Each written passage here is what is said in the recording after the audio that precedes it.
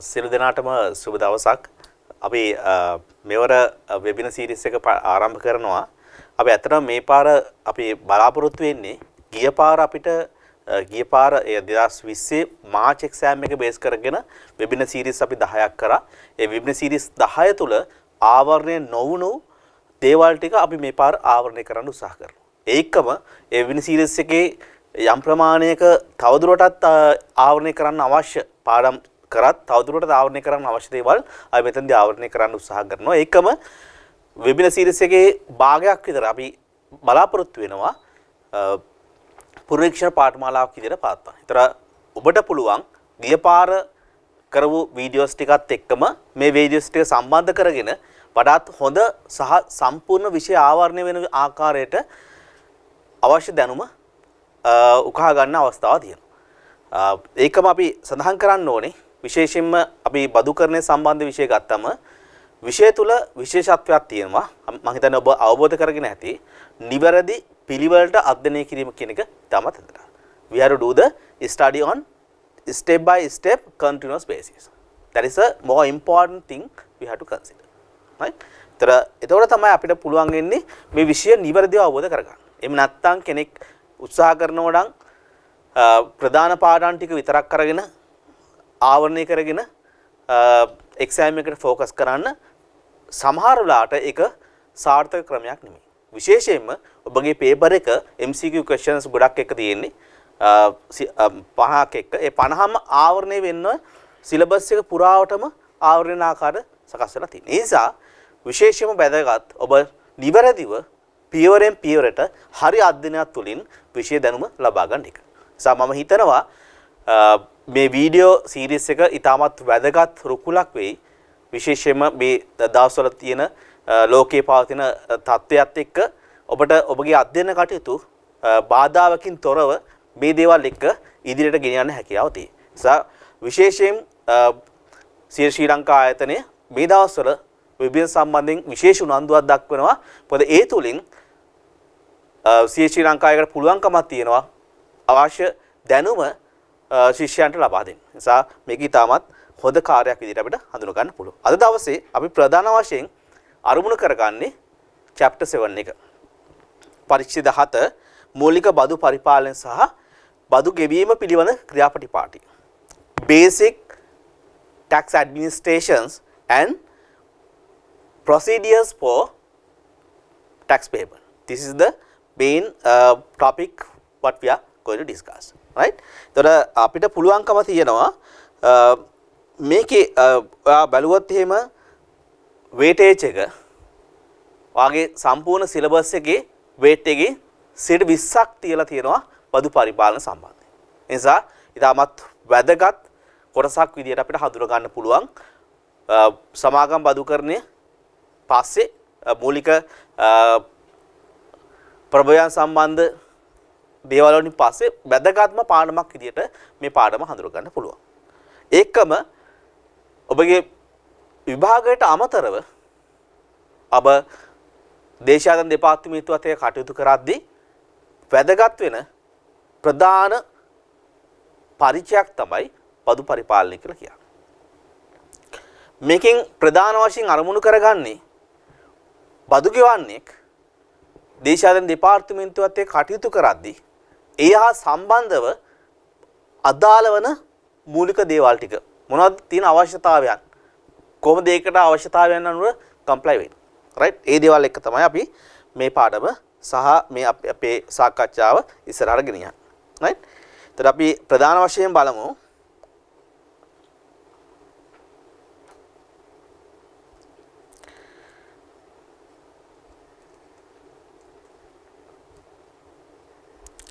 ප්‍රධාන වශයෙන් බලමු මේ පාඩම තුළදී අපි ආවරණය කරන්න උත්සාහ කරන කරුණු පිළිබඳව ෆස්ට් ඒරියා එක ආදායම් බදු වාර්තා. රයිට්? මොනවද ආදායම් බදු වාර්තා සහ ඒකේ තියෙන අවශ්‍යතාවයන්. දෙවෙනි එක taxවරු දැන්වීම. රයිට්?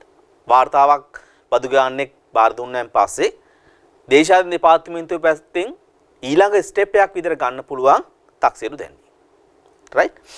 තුන්වෙනි එක තක්සේරු දැන්වීමකට එරෙහිව විරෝධතාවයක් තියෙනවා නම් ඒ සම්බන්ධයෙන් අභියාචන කිරීමේ ක්‍රියාවලිය. right? අපි සරලව හඳුන ගන්නවා ටෙක්නිකල් වර්ඩ් එකෙන් කියන්න පුළුවන් පරිපාලන සමාලෝචන නැත්නම් administrative review. right? administrative review එක සම්බන්ධයෙන්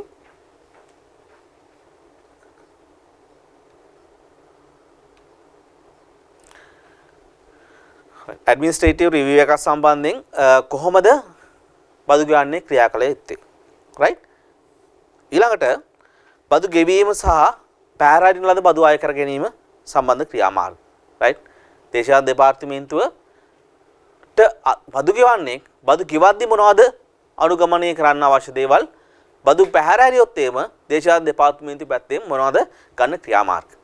right? ඊළඟට සේවා යෝජකයාගේ රඳවා ගැනීම බද්ද pay tax එක වර්තමානයේ වෙනකොට ඒක පොඩ්ඩක් වෙනස් වෙලා තියෙනවා APIT කියලා advanced personal income tax. right?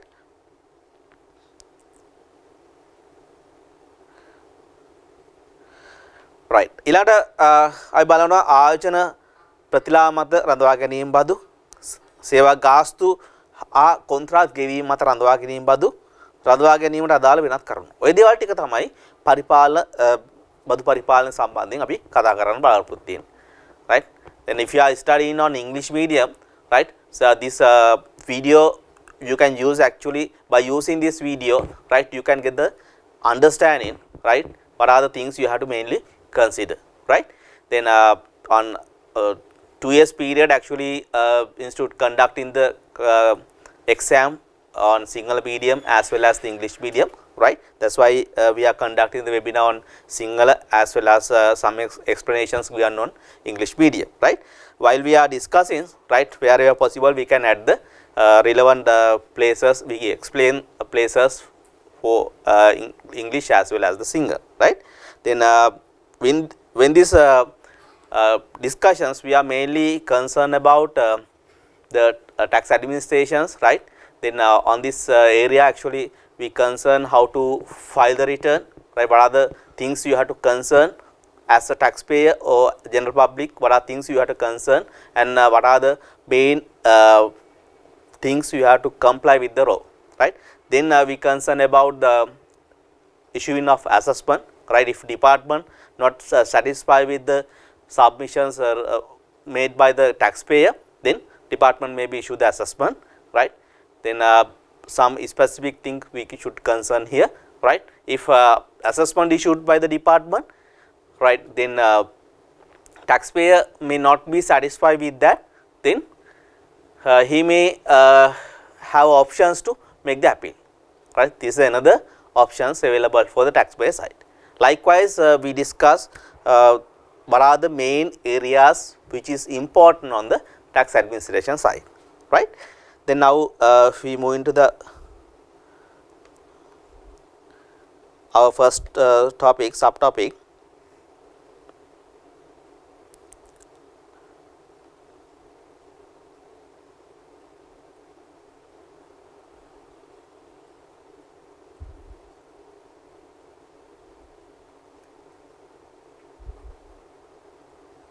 right? then submission of return. right? by using some small structure, I think you may get the clear understand about this process. right? it like a story. right? if you remember the story without much more hassle, then you can remember the relevant areas you can focus for exam point of view. right? then normally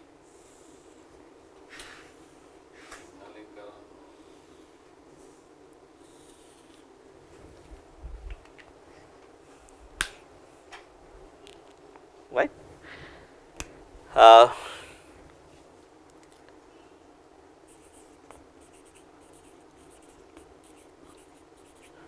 right? ලියාපදිංචිය registration.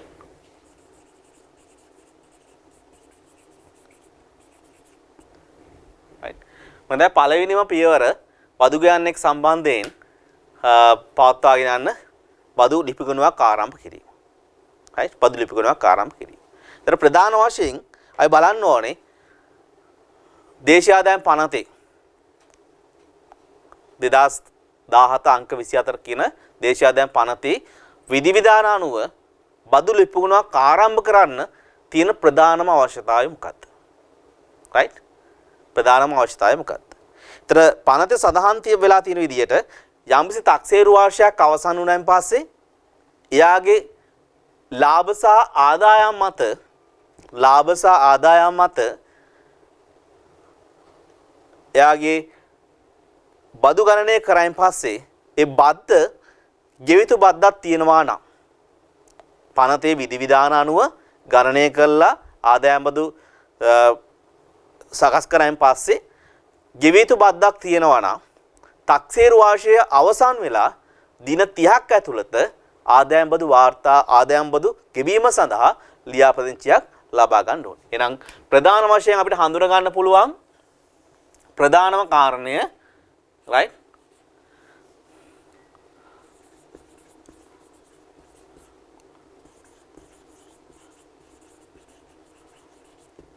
탁සේරු වාර්ෂය අවසන් වී දින 30ක් ඇතුළත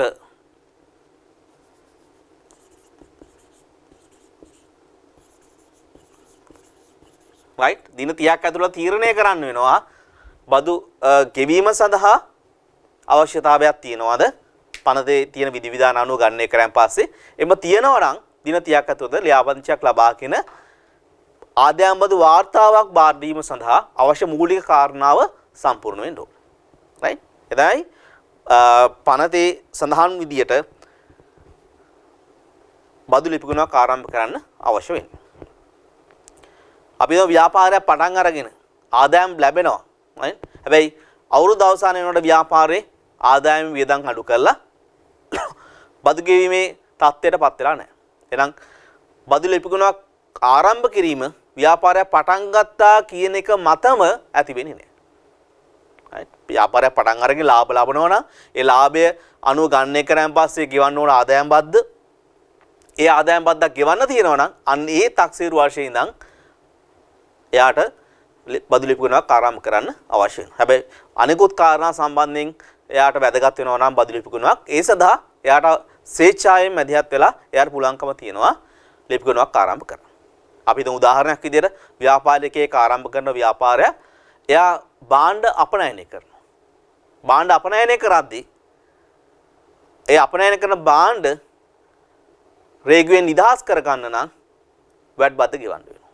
ඒ VAT බද්ද ගෙවන්න නම් එයාගේ ලියාපදිංචි අංකයක් තියෙන්න ඕනේ. මූලික වශයෙන් පුළුවන් తాවකාලික අංකයකින් ඒ දේවල් කරන්න ටෙම්පරරි නම්බර් එකකින්. හැබැයි දීර්ඝ කාලයක කරනවා එයාට අනිවාර්යෙන් පර්මනන්ට් ආදායම් බදු අංකයක් ගන්න වෙනවා. ඒකත් එක්කම ආදායම් බදු වාර්තාවක් එයාට බාර දීමේ අවශ්‍යතාවයක් එනවා. right? ඒ වගේ දේවල් තියෙනවා නම් එයාට අවශ්‍ය වෙනවා බදු ලිපිගුණයක් ආරම්භ කරන්න. එහෙම නැත්නම් පනත සදාම් වෙලා තියෙන්නේ පැහැදිලිව කියනවා 탁සීරු වර්ෂයක් අවසන් වෙලා දින 30ක් ගියයින් පස්සේ තමයි එයා තීරණය කරන්න වෙන්නේ මම බදු ගෙවන්න ඕනද එහෙනම් ලිපිගුණයක් ආරම්භ කරන්න. right ඊළඟට අපි හිතමු උදාහරණයක් විදියට පුද්ගලයෙක්ගේ ආදාය ව්‍යාපාරයක් තියෙනවා ආදායම් ප්‍රබලයෙන් අට ආදායම් ලැබෙනවා. හැබැයි 탁සීරු වර්ෂය අවසන් වුණාන් පස්සේ තියා බලන ටැක්ස් එකක් ගෙවන්න ඕනේ. හැබැයි එයා ඒක ඉග්නෝර් කරලා ඉන්නවා. right එයා ඒ සම්බන්ධයෙන් බදු ලිපිගුණයක් ආරම්භ කරන්න යන්නේ. right එහෙම වෙනවා නම් පනතේ පැහැදිලිව සඳහන් කරලා තියෙනවා එහෙම එයා බද්දක් ගෙවන්න අවශ්‍යතාවයක් තිබිලත් බදු ලිපිගුණයක් ආරම්භ කළා නැත්නම් right බදු ලිපිගුණයක් ආරම්භ කළා නැත්නම් දේශීය ආදායම් කොමසාරිස්වරයාට පුළුවන්කමක් තියෙනවා රුපියල් 50000කට නොවැඩි දඩයක් නියම කරන්න. right එහෙනම් මෙයා මේකට අනුගත වෙලා නැත්නම් right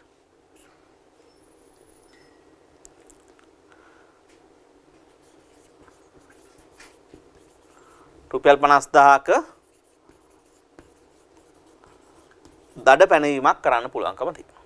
right එහෙනම් පළවෙනි පියවර අප හඳුනාගත්තා right ලියාපදිංචි අවශ්‍යතාවය.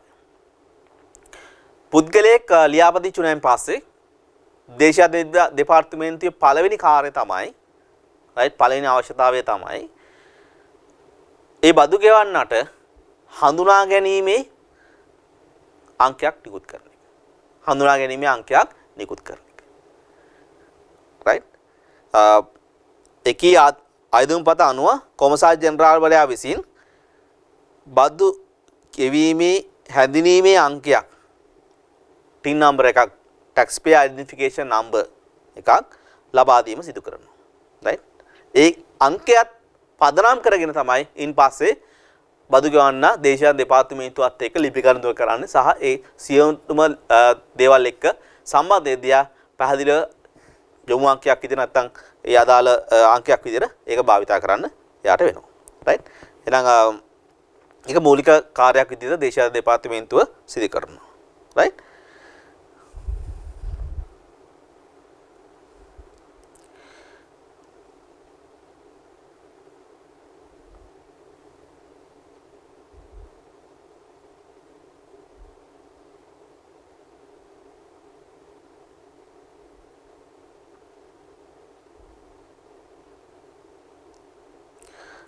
ඒකම යම් තැනත් එක් තමන්ට ආදායම් බදු ලිපිගණුවක් ආරම්භ කරන්න අවශ්‍යයි කියලා දේශාධන දෙපාර්තමේන්තුවට ඉල්ලීමක් කරන්න පුළුවන්. ඒ ඉල්ලීම කරයින් පස්සේ යම්කිසි හේතුවක් නිසා දේශාධන දෙපාර්තමේන්තුව ඒක ප්‍රතික්ෂේප කරනවා නම් right ඒක ප්‍රතික්ෂේප කරනවා නම් දේශාධන කොමසාරිස්වරයා විසින් ලිඛිතව ඒ ප්‍රතික්ෂේප කිරීම සිදු කරන්න ඕන. right අපි කියන්නේ උදාහරණයක් විදිහට ඔයා ව්‍යාපාරයක් පටන් අරගෙන right ඔයා හිතනවා right මට ටැක්ස් එක ෆයිල් එකක් ආරම්භ කරන්න අවශ්‍යයි කියලා. ඔයා ඉල්ලීමක් කරනවා දේශාධන දෙපාර්තමේන්තුවෙන් මට ටැක්ස් ෆයිල් එකක් ආරම්භ කරන්න. right දේශාධන දෙපාර්තමේන්තුව යම් හේතුවක් නිසා ප්‍රතික්ෂේප කරු නෑ වාට ටැක්ස් ෆයිල් එකක් අවශ්‍ය නෑ. right එහෙම නැත්නම් වෙන මොකක් හරි හේතුවක් නිසා. ඒ වගේ අවස්ථාවක පනතය අනුව ලිඛිතව දැන්වීමක් සිදු කිරීමේ අවශ්‍යතාවය තියෙනවා. එසේ ලිඛිත දැන්වීමක් සිදු කළ තියෙනවා නම් තමන්ගේ කරපු ඉල්ලීම ප්‍රතික්ෂේප කළා නැවතත් ඔබට අවස්ථාවක් තියෙනවා මේ සම්බන්ධයෙන් ඇඩ්මිනිස්ට්‍රේටිව් රිවිව් එකක් ඉල්ලන්න. පරිපාලන සමාලෝචනයක් ඉල්ලන්න පුළුවන්කමක් තියෙනවා. right ඒක ඒ වගේ ක්‍රමවේදයක් ලිපි ගොනුවක් ආරම්භ කිරීමට අදාළව සඳහන් වෙනවා. right ඊළඟට අපි බලන්න ඕනේ යම් පුද්ගලයෙක් ලියාපදිංචි වුණාන් පස්සේ එයාට ආදායම් වාර්තාවක් එනවා. right එහෙනම් අපිට දෙවෙනි පියවර විදියට හඳුනා ගන්න පුළුවන්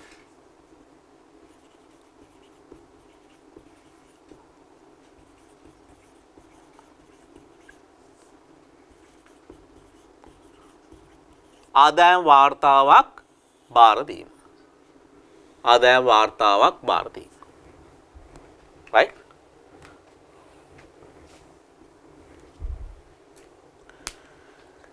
right අපි බලමු දෙවෙනි කරුණ අනුව ආදායම් වාර්තාව බාර දීමට අදාළව මොනවද ප්‍රධාන වශයෙන් හඳුනා ගන්න අවශ්‍ය දේවල්.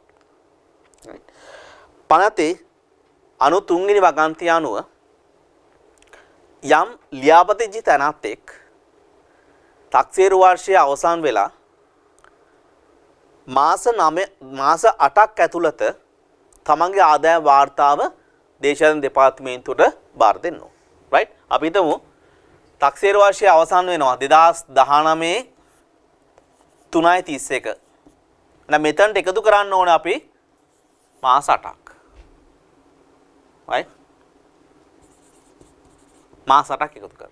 මාස 8ක් එකතු කරාන් පස්සේ අපිට හඳුනා ගන්න පුළුවන් 2019 11යි 30 හෝ ඊට පෙර right 2019 11යි 30 හෝ ඊට පෙර ආදායම් වාර්තාව බාර දීමේ අවශ්‍යතාවයක් තියෙනවා. right එක්ක සමානට මේ දිනේ වෙන්න පුළුවන් මීට පෙර වෙන්න පුළුවන් බදු ගන්නෙක්ට ආදායම් වාර්තාව බාර දෙන්න පුළුවන්. right ඒකම මේ දිනේ ඉඳන් මෙයා යම් බදු ගන්නෙක් මේ දිනේ බාර දුන්නේ නැත්නම් එයාට තියෙන බලපෑම මොකක්ද කියලා අපි ඉස්සරහදී කතා කරමු. right ඒකම බලන්න ඕනේ මේ දිනේ මෙයා මේ ආදායම් වාර්තාව බාර දෙද්දී මොනවද ආදායම් වාර්තාව බාර දීම සම්බන්ධයෙන් එයා ප්‍රධාන වශයෙන් අනුගමනය කරන්න අවශ්‍ය දේවල්. right බලන්න ස්ටඩි පැක් එකේ 1.1 වාර්තාව සැපීමේ අවශ්‍යතාවය. පුද්ගලය සඳහා වාර්තා භාර දෙද්දී ආදායම් බද්දට යටත් වන සෑම තැනැත්තෙක්ම දේශාධ්‍ය දෙපාර්තමේන්තුවේ තම වාර්ෂික ආදායම් වාර්තාව සැපිය යුතුයි. රයිට්, සෑම තැනැත්තෙක්ම මොන සෑම තැනැත්තෙක්ද? ආදායම් බද්දට යටත් වන සෑම තැනැත්තෙක්. රයිට්. දෙවෙනි පොයින්ට් එක විදිහට තියෙනවා ආදායම් බදු පනතේ 93 වෙනි වගන්තිය අනුව යම් වර්ෂයක් සඳහා ආදායම් බද්දට යටත් වන සෑම තැනැත්තෙක්ම තක්සේරු අවසන් වී එළඹෙන දින සිට මාස 8ක් ඇතුළත දේශාධ්‍ය දෙපාර්තමේන්තුවට ආදායම් බදු වාර්තාවක් ඉදිරිපත් කළ යුතුයි. රයිට්. අපි ඉස්සලා කතා කරා වගේම උදාහරණයකට පැහැදිලි. රයිට්, නොවැම්බර් 30 දිනේට ඉස්සලා වාර්තාව බාර දීම සිදු කරන්න ඕන. රයිට්. දැන් කෙනෙක්ට නොවැම්බර් 30 දිනේට ඉස්සෙල්ලා වාර්තාව බාර දුන්නොත් එයාට තියෙන වාසිය මොකක්ද? අපි දැන් උදාහරණයක් විදිහට රයිට්, දැන් මේ දවස්වල ඔක්තෝබර් මාසයේ අවසානයේ ගොඩක් අයට ලියාපදිංචි ලිපිගුණාවක් තියෙන ගොඩක් අයට දැන් වාර්තාව ලැබිලා තියෙනවා. රයිට්. දැන් ගොඩක් දිනක් හිතනවා මේ දවස්වල කොවිඩ් සිටුේෂන් නිසා වාර්තා බාර දෙන්න එක පිටිපස්සට යයි, කල්යයි. right? එහෙම නැත්නම් අපි පස්සේ බාර දෙනවද කියන එක බලමු. ඉතින් පනතේ විදියට ඔබ වාර්තාව ලැබුණු ගමන් ඊළඟ දවසේ බාර දුන්නත්, right? මෙදා බාර දුන්නත්, නොවැම්බර් 3 පස්සේ බාර දුන්නත් නීතිමය වශයෙන් දෙපාර්තමේන්තුවට ලොකු බලපෑමක් නැහැ. හැබැයි බදු ගෙවන්නට ඒ බලපෑම තියෙනවා. right? මොකද්ද බලපෑම? ඔයා වාර්තා බාර දුන්නු දිනේ ඉඳන් තමයි කාල කඩේම නැත්නම් ටයිම් බාර් ප්‍රොවිෂන් එක තීරණය වෙන්නේ. දැන් අපි ඉස්සරහ කතා කරමු මොකද කාල කඩේම කියලා කියන්නේ. right? සරලව අපි ගත්තොත් කාල කඩේම කියලා කියන්නේ ඔබගේ ආදායම් වාර්තාව සම්බන්ධයෙන් දේශාධ්‍ය දෙපාර්තමේන්තුවට තක්සේරුවක් නිකුත් කරන්න ඉඩ දීලා තියෙන කාලය. ඒ කාලය තීරණය වෙන්නේ ඔබ වාර්තාව බාර දීපු දිනේ ඉඳන්. right? නිසා ආදායම් වාර්තාව ලැබුණා නම් දේශාධ්‍ය දෙපාර්තමේන්තුවේ මෙන්න මේ වාර්තාව අනුව බාර දෙන්න කියලා ඉල්ලීමක් ලැබුණා නම් හැකි ඉක්මනින් වාර්තාව බාර දුන්නොත් ඔබගේ කාල කඩේම නැත්නම් දේශාධ්‍ය දෙපාර්තමේන්තුවට තක්සේරුවක් නිකුත් කිරීමට තියෙන කාලය අඩු වෙනවා. right? ඒක බදු ගන්නට පැත්තෙන් වාසියක් විදියට හඳුනා ගන්න පුළුවන්. ඔයගේ තැන් උනත් එක්සැමිනර් කෙනෙක් ප්‍රශ්නයක් සඳහා යොමු කරන්න පුළුවන්. right? දැන් සරලව අපි ගත්තොත් ආදායම් වාර්තාව ලබා දිය යුතු දිනට පෙර ලබා දීමෙන් බාර දීමෙන් බදු ගෙවන්නාට ඇතිවන වාසියක් වන්නේ කියලා ප්‍රශ්නයක් අහන්න පුළුවන්. right? උත්තර 4ක් දෙනවා. right? 4ක් දීලා මේ උත්තරේ දෙන්න පුළුවන්. right? බාර දුන් දින ඉඳන් කාල කඩේම තීරණය කරනවා. එතකොට කාල සීමාව ඉක්මනින්ම අවසන්. ඒකත් වෙන්න පුළුවන්. right? මේ විදිහට නිර්මාණය කරන්න පුළුවන් MCQ questions right මේ හැම තැනක් සම්බන්ධයෙන්. නිසා ඔබ විශේෂයෙන්ම අවධානය යොමු කරන්න ඕනේ MCQ paper එක ලේස් දෙනකොට ඔබ අධ්‍යයනය කරනකොට ඔබ ස්ටඩි බැක් එකේ සානිකුත් දේවල් පරිශීලනය කරන හැම වෙලාවෙම වැදගත් හැම කරුණක්ම පිළිබඳ අවධානය යොමු කරන්න ඕනේ. right?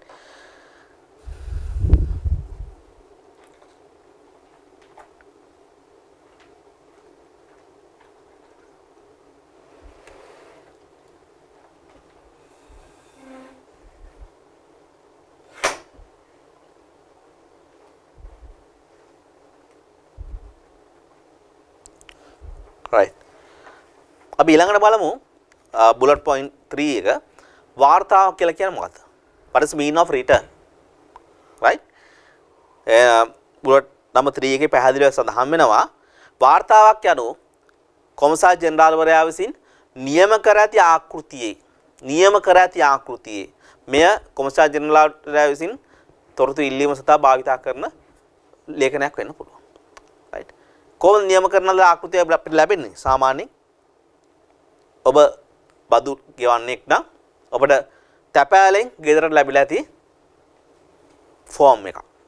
ඒක තමයි දේශාධ්‍ය දෙපාර්තමේන්තුව නියම කරලා ද ආකෘතිය. ඊට අමතරව ඔබට අවස්ථාවක් තියෙනවා ඔබ e-filing සඳහා රෙජිස්ටර් වෙලා ඉන්නවා e-service එක සඳහා PIN නම්බරයක් අරන් තියෙනවා නම් ඔබට පුළුවන් ඉන්ටර්නෙට් එක හරහා ලොග් වෙලා දේශාන් දෙපාර්තමේන්තුවේ වෙබ්සයිට් එකට ඔබේ PIN නම්බර එක පාවිච්චි කරලා ලොග් වුණා නම් එතන තියෙනවා රිටර්න් එක රයිට් ඒ රිටර්න් එක ඕපන් කරගෙන ඔයාලට අදාළ තොරතුරු සැපීමේ හැකියාව තියෙනවා රයිට් වාර්තාවක් යනෝ කොමසාරිස්වරයා විසින් නියම කර ඇති ආකෘති පත්‍රයකි මෙය කොමසාරිස්වරයා නියම කරන ආකාරයෙන් හා ඉල්ලා ඇති තොරතුරු අනුව බාර දීම කරන්න. දැන් අපි බදු ගණනය කිරීම අපේ විදිහට හදන්න පුළුවන්. right? හැබැයි ඒකම දෙපාර්තමේන්තුවට යවුවා කියලා හරියන්නේ නැහැ. ඒ අපි ගණනය කරන ලද ටැක්ස් එක ගණනය කරන ලද ආකාරයේ දේවල් තොරතුරු ටික දේශීය ආදායම් දෙපාර්තමේන්තුවේ ඉල්ලන ෆෝම් එකට දාලා ෆෝම් එකේ ඇතුළත් කරලා තමයි බාර දීම කරන්නේ. right? නියම කරන ලද ආකෘති පත්‍රයට අනුව තමයි තොරතුරු බාර දීම සිදු කරන්න ඕනේ. right මෙම වාර්තාව සතක්සේරු ගෙවීමේ ප්‍රතිඵලයක් ලෙස කොමසාර් ජෙනරාල්වරයා විසින් නියම කර ඇති ආකාරයට ලිඛිතව හෝ විද්‍යුත් ක්‍රමයක් මගින් ලිඛිතව හෝ විද්‍යුත් ක්‍රමයක් මගින් තමයි බාර දීම කරන්න ඕනේ. right අපි ඒක සලකනවා සතක්සේරු ආදායම් බදු වාර්තාව. සතක්සේරු. ඇයි සතක්සේරු කියලා කියන්නේ? බදු ගෙවන්නා විසින්ම ගණනය කළ සම්පූර්ණ කරලද ආදායම් වාර්තාව. right ඔබ තමයි සඳහන් කරන්නේ ඔබේ ආදායම කීයද? ඔබට තියෙන අඩු කිරීම මොනවද?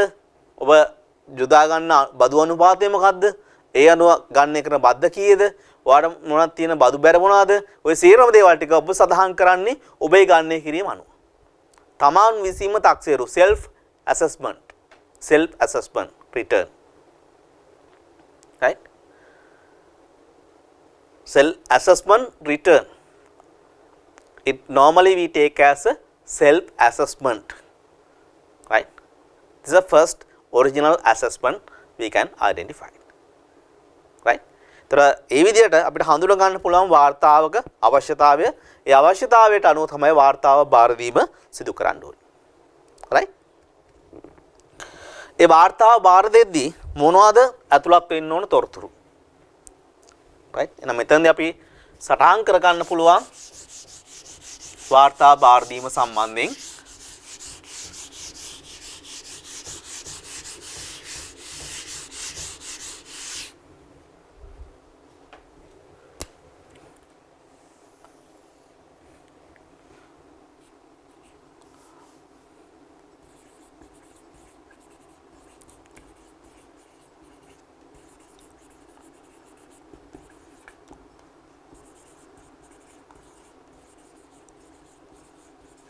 right ආසටක් ඇතුළත බාර දෙන්න ඕනේ.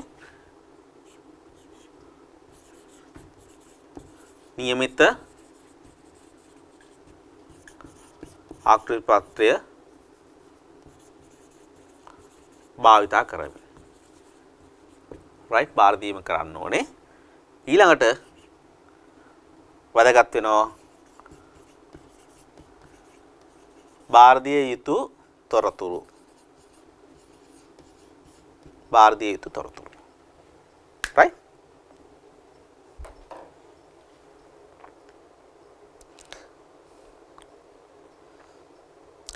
right අපි එතනදී බලමු මොනවද වාර්තාවත් එක්ක බාර දෙන්න අවශ්‍ය තොරතුරු කියලා. right ප්‍රධාන වශයෙන් වාර්තාවත් එක්ක බාර දෙන්න ඕනේ තක්සේරු වර්ෂය තුල තැනැත්තෙකුගේ සේවා නිතියෙන් ව්‍යාපාරයෙන් ආයෝජනයෙන් ලැබෙන තක්සේරු කළ හැකි ආදායම. සමහරට යා සේවානුවිතයෙක් වෙන්න පුළුවන්. සමහරට යා ව්‍යාපාරයක් කරන කෙනෙක් වෙන්න පුළුවන්. සමහරට යාට ආයෝජන වත්කම් වලින් ආදායම් ලැබෙන වෙන්න පුළුවන්. වෙනත් ආදායම් තියෙන්න පුළුවන්. අර ඒ සේරම දේවල් ටික යා ඇතුළත් කරනවා ආදායම් වාර්තාවට. ඒ ගණනය කිරීමට අදාළ තොරතුරු ටික වාර්තාවත් එක්ක ලබා දීම සිදු කරන්න ඕනේ. right this is the first requirement they have to comply. right they have to comply. Then they have to submit the calculation document which is related with the employment income and business income, investment income and other. How they calculate the tax liability for related with the particular year of assessment. Right? දෙවැනි එක තැනැත්තෙකුගේ බදු අය කළ හැකි ආදායම් සහ බදු වර්ෂය තුල ගෙවිය යුතු පද්ද. Right? යම් වර්ෂයක් සඳහා රඳවා ගැනීමෙන් වාරික ලෙස taksiru කිරීමෙන් ගෙවන ලද බදු බැරට හිමිකම් ඇති ගෙවි. Right? ඊට අදාළ තොරතුරු ලබා දීම කරන්න ඕන. සහ වර්ෂය තුල මොන ගෙවන්න තියෙන ඉතිරි බද්ද. Right? සහ ඊට අමතරව කොමසාර් ජෙනරාල්වරයා විශේෂයෙන් සඳහන් කරලා තියෙන තොරතුරු. right? උදාහරණයක් විදිහට සඳහන් කරනවා right? සමාගමකට අදාළව යම් කොන්දේසීන් සම්පූර්ණ වෙනවා නම් මිල පැවරුම් ගනුදෙනු වලට අදාළව වාර්තාව බාර දෙන්න. transfer pricing disclosure form එකක් බාර දීම සිදු කරන්න ඕන. right? ඒක විශේෂයෙන් දේශීය ආදායම් කොමසාරිස්වරයා විසින් නියම කරලා තියෙන මෙන්න මේක දෙන්න කියලා. right? ඔබ වැළුවොත් සමාගම් වාර්තාවේ අවසානයේ audited statement එක සබ්මිට් කරන්න ඕනේ. right? නම් විගණනය කරලා ආදායම් වාර්තාවක් බාර දීම සිදු කරන්න ඕනේ. accounts බාර දීම සිදු කරන්න ඕනේ. right? ඒ විදිහට තීරණය කරන්න පුළුවන් මොනවාද තොරතුරු විදිහට බාර දෙන්න අවශ්‍ය දේවල්. right? වාර්තාව සමග දෙන්න ඕනේ අමතර තොරතුරු. ඊට අමතර තොරතුරු රඳවා ගැනීමේ සාතික පත්‍ර බාර දීම සිදු කරන්න ඕනේ. දැන් පනතේ විශේෂ අවශ්‍යතාවයක් තියෙනවා ආදායම් කියවන අවස්ථාවේ රඳවා ගැනීමක් සිදු කරන්න සමහර ආදායම් සම්බන්ධයෙන්. right? ඒ සම්බන්ධයෙන් බොහෝ රඳවා ගැනීම බදු වලට අදාළව බදු බැරක් විදිහට අඩු කිරීමේ හැකියාවක් තියෙනවා. ඒ බදු බැර අඩු කරද්දී ඊට අදාළ තොරතුරු දේශීය දෙපාර්තමේන්තුවට ලබා දීම සිදු කරන්න ඕනේ. ඒ සඳහා ප්‍රධානම තොරතුර තමයි රඳවා ගැනීමේ සහතික පත්‍රය. සහතික පත්‍රය ලබා දීම සිදු කරන්න ඕනේ. ඊට අදාළ තොරතුරු ලබා දීම සිදු කරන්න ඕනේ දේශීය දෙපාර්තමේන්තුව. ඊට අමතරව මොනවාරි නියම කරපු තවත් වෙනත් දේවල් තියෙනවා නම් ඒ දේවල් දේශීය දෙපාර්තමේන්තුවට බාර දීලා ඒ වාර්තාව සම්පූර්ණ වාර්තාවක් විදිහට දෙපාර්තමේන්තුවට බාර දීම සිදු කරන්න ඕනේ. right?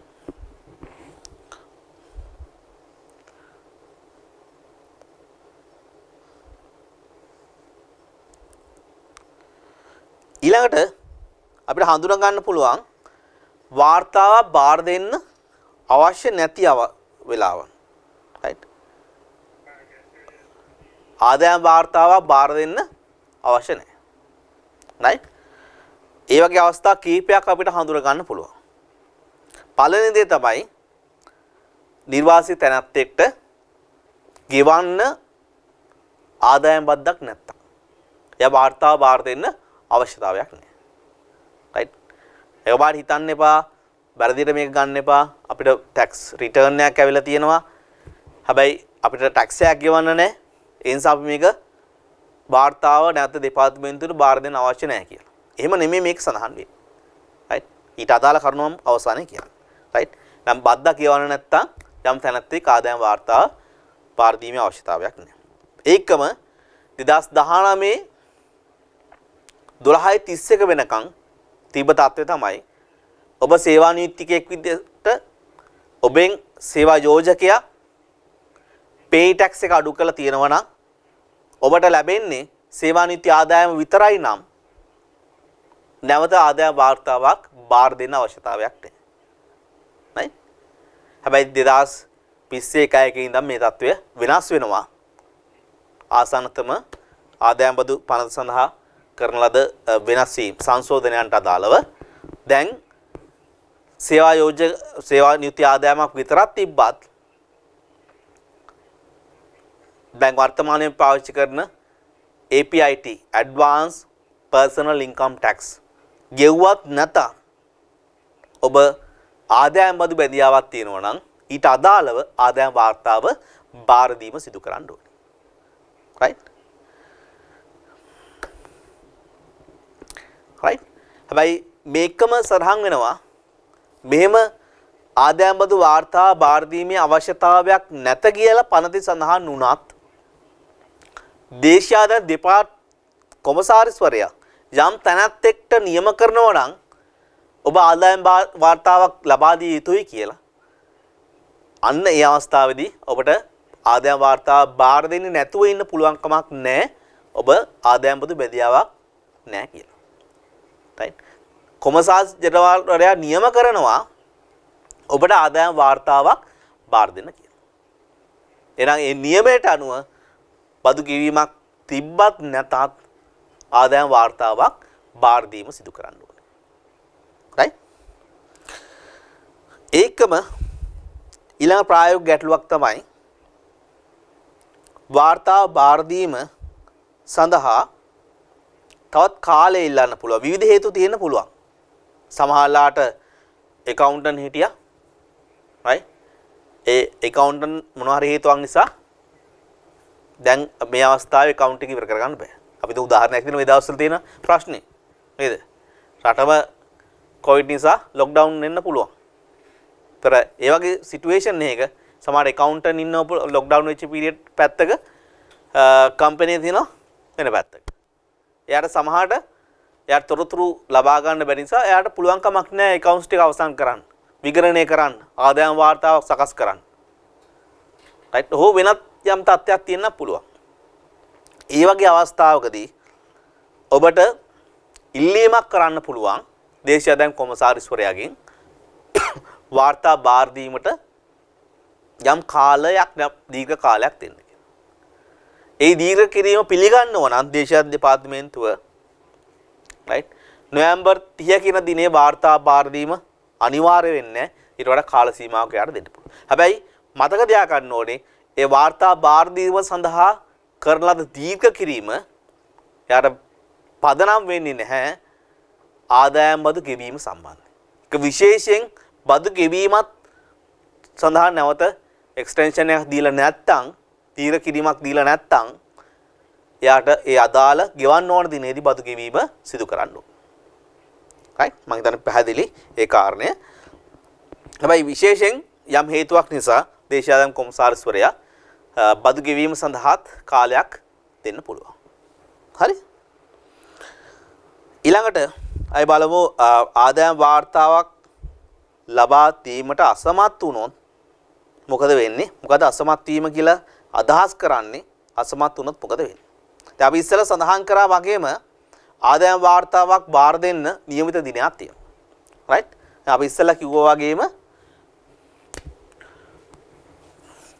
යම් තාක්ෂේරු වර්ෂයක් අවසන් වෙලා එළඹෙන නොවැම්බර් 30 කියන දිනේදී ආදායම් වාර්තාවක් බාර දීම සිදු කරන්න ඕනේ. right? අපි උදාහරණයක් විදිහට මේක 2019 වෙන්න පුළුවන්. අනාගතයේදී 2020 නොවැම්බර් වෙන්න පුළුවන්. right? කොහොම වුණත් ඒ අදාළ තාක්ෂේරු වර්ෂයේ ඒ අදාළ දිනේදී ඒක බාර දීම කරන්න ඕනේ. මේ දිනේදී බාර දුන්නු නැත්නම් ආදායම් වාර්තාව නියමිත දිනේ බාර නොදුන්නා කියන තත්ත්වයටපත් වෙනවා. ඒකම දේශීය ආදායම් කොමසාරිස්වරයා ලිඛිත දැන්වීමක් කළ තියෙනවා නම් ඔය ආදායම් වාර්තාව දීලා නැහැ. මෙන්න මේ දවසට ඉස්සෙල්ලා ආදායම් වාර්තාව බාර දෙන්න. right? එහෙම දැන්වීමක් කළ තියෙනවා නම් එදා ඉඳන් දින 14ක් ඇතුළත වාර්තාව බාර දීම අනිවාර්යෙන් සිදු කරන්න ඕන. right? ඒතර සාමාන්‍යයෙන් මේ දිනේ ඉඳන් දවස් 14ක් ඇතුළත දින 14ක් ඇතුළත ඔය වාර්තාව බාර දීලා තියෙනවා නම් වට අවස්ථාවක් තියෙනවා මේ වාර්තා බාර නොදීම සම්බන්ධයෙන් පනවන ලබන දඩයෙන් නිදහස් වෙන්න. අඩුම ගානේ වාර්තාව බාර දෙන්න ඕන දවසට ඉඳන් දවස් 14ක් ඇතුළත වාර්තාව බාර දීම සිදු කරන්න ඕන. right? හැබැයි මේ දවස් 14 ඉන්න කාල සීමාව ඔබට බදු ගෙවීමට අදාළ දිනේ ඉඳන් දවස් 14කුත් ලැබෙනවා දර සම්බන්ධයෙන්. හැබැයි ඊට අදාළ පොලියක් තියෙනවා නම් ඒ පොලි පැනවීම සම්බන්ධයෙන් එහෙම කාල සීමාවක් ලැබෙන්නේ නැහැ. පොලි පැනවනවා නම් යම් බදු ගෙවීමක් නොකිරීම නිසා ඒ අදාළ දිනේ ඉඳන්ම පොලි ගණනය කිරීම සිදු වෙනවා. right? එහෙනම් පැහැදිලි වාර්තාවක් ලබා දීම අසමත් වීම කියලා කියන්නේ මේ දිනේ හෝ දීර්ඝ කිරීමක් තියෙනවා නම් ඒ දිනේදී ඇතුළත වාර්තා බාර දීලා නැත්නම් අඩුම ගානේ මේ අදාළ වාර්තා බාර දෙන දිනේ ඉඳන් දවස් 14ක් ඇතුළතවත් වාර්තා බාර දීලා නැත්නම්. right මේව වාර්තා බාර දීලා නැත්නම් එයාට වෙන බලපෑම මොකද්ද? right එයාට වෙන බලපෑම මොකද්ද? පනතේ 178 වෙනි වගන්තිය අනුව දේශායන දෙපාර්තමේන්තුවට පුළුවන්කමක් තියෙනවා දඩ පැනවීමක් කරන්න. right දඩ පැනවීමක් කරන්න. ඔබගේ ස්ටඩි බැක් එකේ 1.5 ටොපික් එක බලුවා නම් පැහැදිලි වෙයි කොහොමද දඩයි කිරීම සිදු කරන්නේ. නියමිත කාලය තුල වාර්තාවක් නොසැපීම හා නීතියට අනුකූල නොවීම දණ්ඩන වලට යටත් වීමට හේතු වේ. right දණ්ඩන වලට යටත් වීමට හේතු වේ. right කොහොමද දඩ පැනවීම කරන්නේ? මේ දඩ පනවද්දී ප්‍රධාන වශයෙන් කරුණු දෙකක් පිළිබඳ අවධානය යොමු කරමු.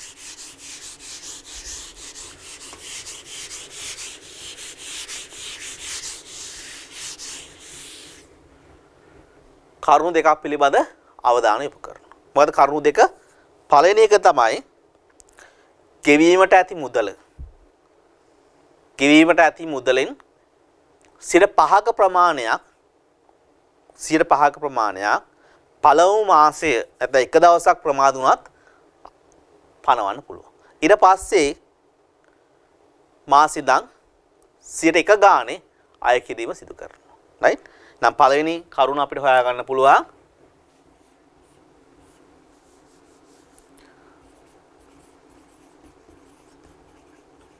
පළමු මාසයට 5% සහ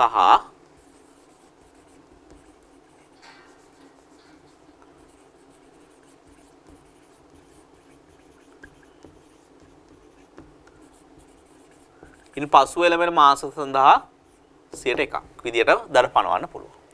right දෙවෙනි කාරණය තමයි දෙවෙනි කරුණ රුපියල් 50000ක් හෝ 50000ක් ගොනු කිරීමට ප්‍රමාදන පළවෙනි මාසයටත් ඉන් පසුව එළඹෙන මාසයක්ව මාසයේ කොටසකට රුපියල් 10000ක්. එහෙනම් දෙවෙනි එක තමයි පළමු මාසයට රුපියල් 50000ක්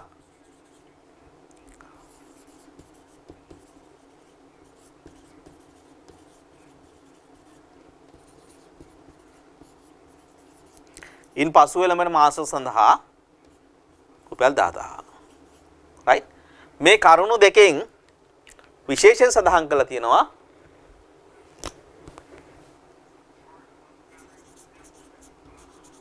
ඒවායින් වැඩි අගය තමයි ගන්න කරන්න ඕන. right දැන් මේ දෙක සංසන්දනය කරලා අපිට හඳුනා ගන්න වෙනවා වැඩි අගය. right වැඩි අගය පදනම් කරගෙන තමයි දඩ පැනීම කරන්නේ. ඒක තව කාරණාවක් අපි බලන්න ඕනේ. මෙතන උපරිම අගයක උදලා තියෙනවා. එහෙනම් අපිට පනවන්න පුළුවන් උපරිම දඩය රුපියල් 4ක් දක්වා.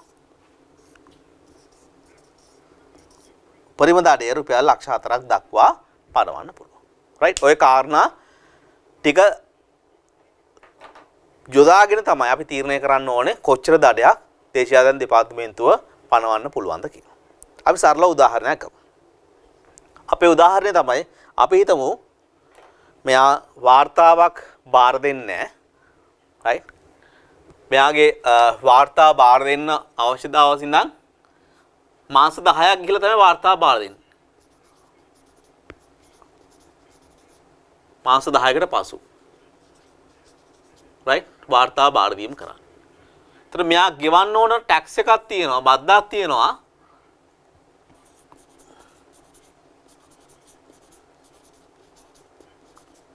$1 million.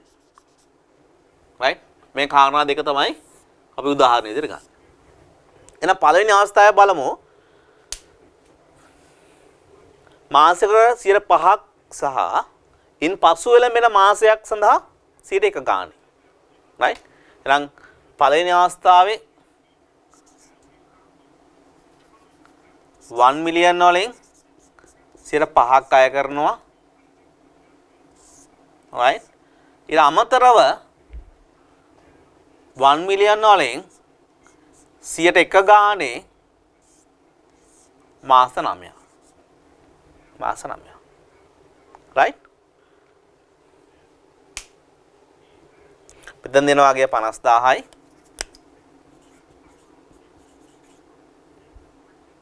right? මම හිතන්නේ අපිට වඩාත් හොඳයි. අපි මේ ගමු මිලියන් 2යි කියලා. වඩාත් පැහැදිලිව පේන්න.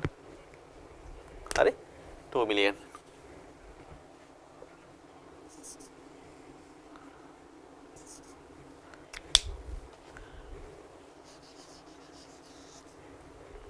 right එහෙනම් මෙතනදී අගේ විදිහට ගන්න පුළුවන්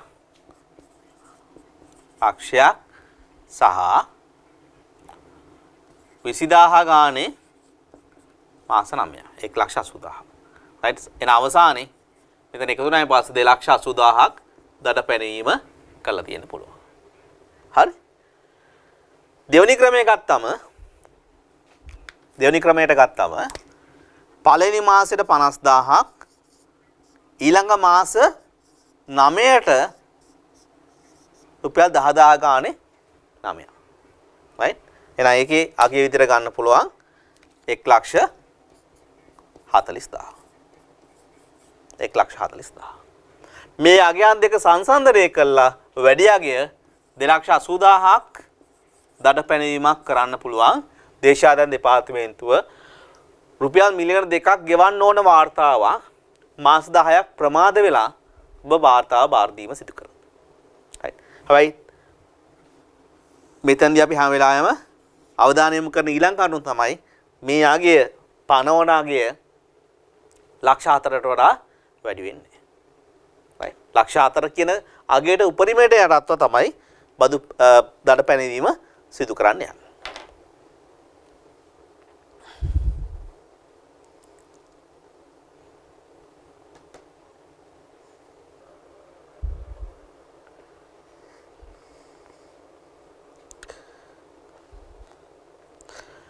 right අපි ඊළඟට බලමු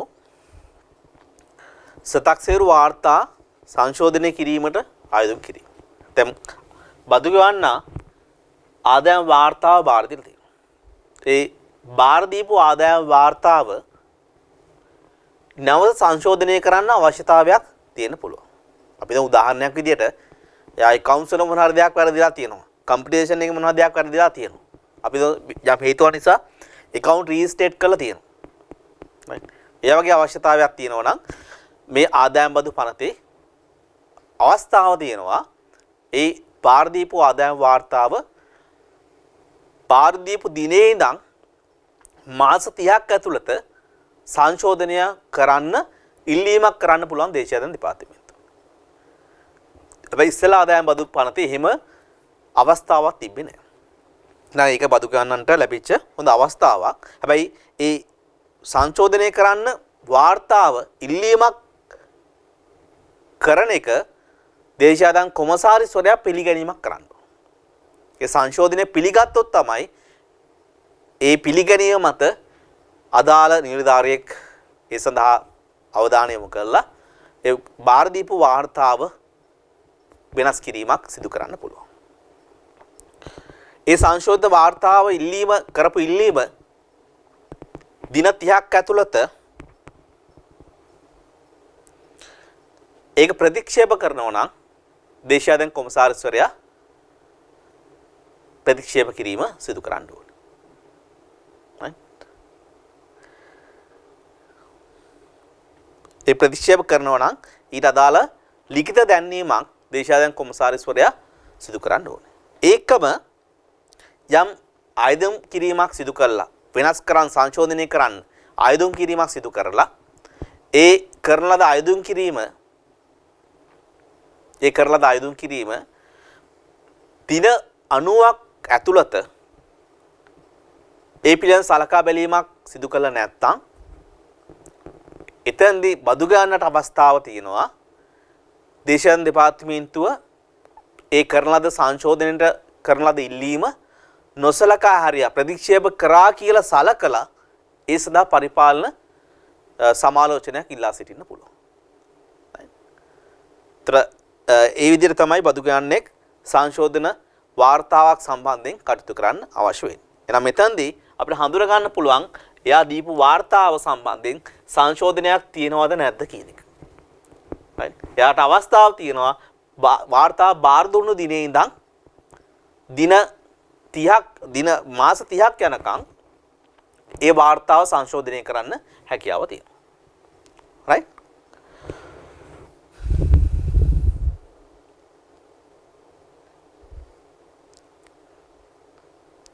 ඒකම පනතේ 127 වෙනි වගන්තියේ සඳහන් වෙනවා අතිරේක වාර්තාවක් සම්බන්ධ. පනතේ ඒ තැන විතරයි අතිරේක වාර්තා සම්බන්ධයෙන් සඳහන් වෙන්නේ. ඒ සම්බන්ධයෙන් නිර්වචනයක් පනතේ නැහැ. හැබැයි ඒ සම්බන්ධයෙන් ප්‍රායෝගික දෙපාර්තමේන්තුව භාවිතා කරන ආකාරය අනුව තමයි තීරණය වෙන්නේ. ඒතර ඒ අතිරේක වාර්තාවක් කියන එක අදහස් කරන්නේ යම් බදු ගෙවන්නෙක්ගෙන් අමතරව තොරතුරු ලබා ගන්න අවශ්‍යයි කියලා යම් අවස්ථාවකදී දේශාධම කොමසාරිස්වරයා හෝ කොමසාරිස්වරයාගේ බලය පැවරු නිලධාරියෙක් තීරණය කරනවා නම් අන්න ඒ අවස්ථාවේ අතිරේක වාර්තාවක් ඉල්ලා සිටීම සිදු කරන්න පුළුවන්. ඒ අතිරේක වාර්තාවක් ඉල්ලා සිටිනවා නම් අවම ගානේ දින 7ක කාලයක්වත් බදු ගානට ලබා දෙන්න ඕනේ ඒ තොරතුරු ටික බාර දෙන්න. ඒක සමහරලාට වාර්තාව බාර දීමට පෙර වෙන්නත් පුළුවන්. වාර්තා බාර දීමෙන් පස්සේ වෙන්නත් පුළුවන්. right. පැහැදිලිව සඳහන් වෙන්නේ ආකෘතිය සම්බන්ධයෙන්. ඒතර විවිධ ආකෘති සමහරලාට භාවිතා කරන්න පුළුවන්. ඒකයි මම සඳහන් කරේ ඒ අතිරේක වාර්තාව කියන එක දේශාධන දෙපාර්තමේන්තුව භාවිතා කරන ආකාරය අනුව ප්‍රායෝගික භාවිතය අනුව අනාගතයේ විසින් තීරණය කරන කරුණක් වේ. ගොඩක් වෙලාවට අතිරේක වාර්තාව කියන්නේ සමහරලාට ආදායම් වාර්තාව වෙන්නත් පුළුවන්. සමහරලාට ඒක පරිබාහිර ඊට වඩා වෙනස් ආකෘතියකට ඉල්ලීමක් කරන වාර්තාවක් වෙන්න පුළුවන්. අපි හිතමු සරල උදාහරණයක් ගත්තොත් බදු ගෙවන්නේ යම් තාක්සේරු වර්ෂයක මාස 6ක් සම්පූර්ණ කරායින් පස්සේ එයාට අවශ්‍ය වෙනවා ලංකාවෙන් මයිග්‍රේට් කරන්න. හැබැයි එයාට අවශ්‍යයි ටැක්ස් ක්ලියරන්ස් එකක් ගන්න. ටැක්ස් ක්ලියරන්ස් එකක් ගන්න අවශ්‍යයි. එහෙනම් දේශීය දෙපාර්තමේන්තුවට කියන්න ඕන රයිට් මම මයිග්‍රේට් කරන්න යන්නේ. රයිට් මගේ බදු බැඳියාවක් තියෙනවා නම් ඒක තීරණය කළා මට කියන්න මෙච්චර ගාණක් ගෙවන්න තියෙනවා. රයිට් මට ක්ලියරන්ස් එකක් දෙන්න. දැන් ඒ වෙනකොට දේශීය දෙපාර්තමේන්තුව වාර්තාවක් නිකුත් කළ නැහැ බදු ගෙවන්නෙක්ට වාර්තාව බාර දෙන්න. එහෙනම් තියෙන එක ඔප්ෂන් එකක් තමයි අතිරේක වාර්තාවක් ඉල්ලා සිටින්න පුළුවන්. right ඒ වගේ අවස්ථාවකදී වාර්තාව බදු ගෙවන්නෙක් බාර දීමට පෙර වුණත් අතිරේක වාර්තාවක් ඉල්ලා සිටින්න පුළුවන්. ඒකම සමහරලාට අපි කියමු යම් සහකාර කොමසාරිස්වරයෙක් හෝ නිලධාරියෙක් බදු ගෙවන්නෙක්ගේ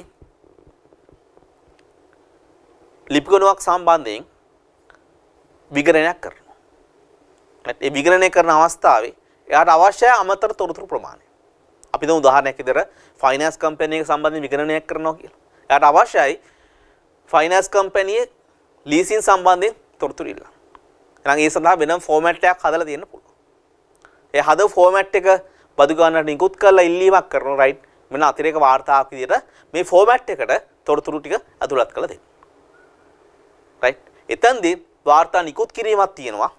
නිකුත් කිරීම ඉඳන් ඒක සඳහන් වෙනවා නියමිත දිනේදී සඳහන් කියලා. ඒක බාර දුන්නේ නැත්නම් වාර්තාව බාර නොදුන්නා කියන කාරණයට අනුව දේශාධන දෙපාර්තමේන්තුවට පෙනල්ටි දඩ පනවන්න හැකියාව තියෙනවා. රයිට්. ඒතර ඊ කරුණ ප්‍රධාන වශයෙන් වැදගත් වෙනවා අතිරේක වාර්තා කියන එකේ. රයිට්. අපි ඊළඟට බලමු ප්‍රාග්ධන ලාභ සම්බන්ධයෙන් වාර්තා බාර දීම. capital gain. ප්‍රාග්ධන වත්කමක් විකුණලා ඒ වත්කම විකිණීමෙන් ලැබෙන මුදල පනතේ සඳහන් වගන්ති අනුව ප්‍රාග්ධන ලාභ වද්දට යටත් වෙනවා නම් ඒ ප්‍රාග්ධන ලාභය ආදායම් බදු කාර්ය සඳහා අදාළ වෙනවා වගේම ඒ ලාභයේ ඇති වුණු දිනේ ඉඳන් දින 30ක් ඇතුළත ප්‍රාග්ධන ලැබීම් ලාභ සම්බන්ධ වාර්තාවක් බාර දීම කරන්න ඕන. If you receive the capital gain due to realization of capital asset, what you have to do is you have to submit the return. When you have to submit the return, on or before 30th date from the date on which actual transaction taken place. Right? ඒ විදිහට වාර්තාවක් බාර දීම සිදු කරන්න ඕනේ මාසයක් ඇතුළත. right ඔය කාරණු ටික තමයි වාර්තා බාර දීම සම්බන්ධයෙන් අපිට විශේෂයෙන් හඳුනා ගන්න පුළුවන් වෙන්නේ.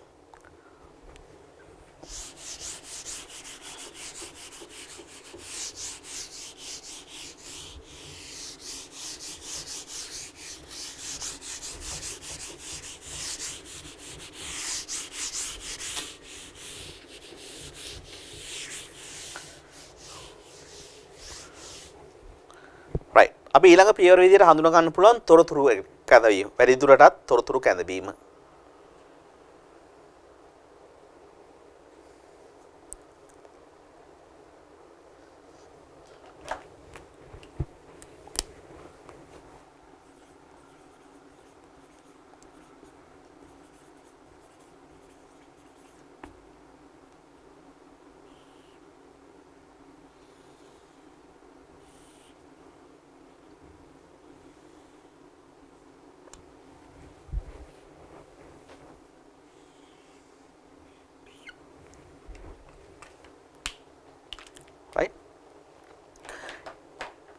බදු ගන්න දීප වාර්තාවක් සම්බන්ධයෙන් තවදුරටත් කරුණු පැහැදිලි කර ගන්න අවශ්‍ය නම් බදු ගන්නට තියෙන වෙනුවෙන් බදු ගන්නගේ ඒ කරුණු ලබා ගන්න දේශාධිපති දෙපාර්තමේන්තුවේ නිලධාරියෙක් තියෙන ඊළඟ අවස්ථාව තමයි ඒක බදු ගන්නගෙන් තොරතුරු ඉල්ලන්න පුළුවන්.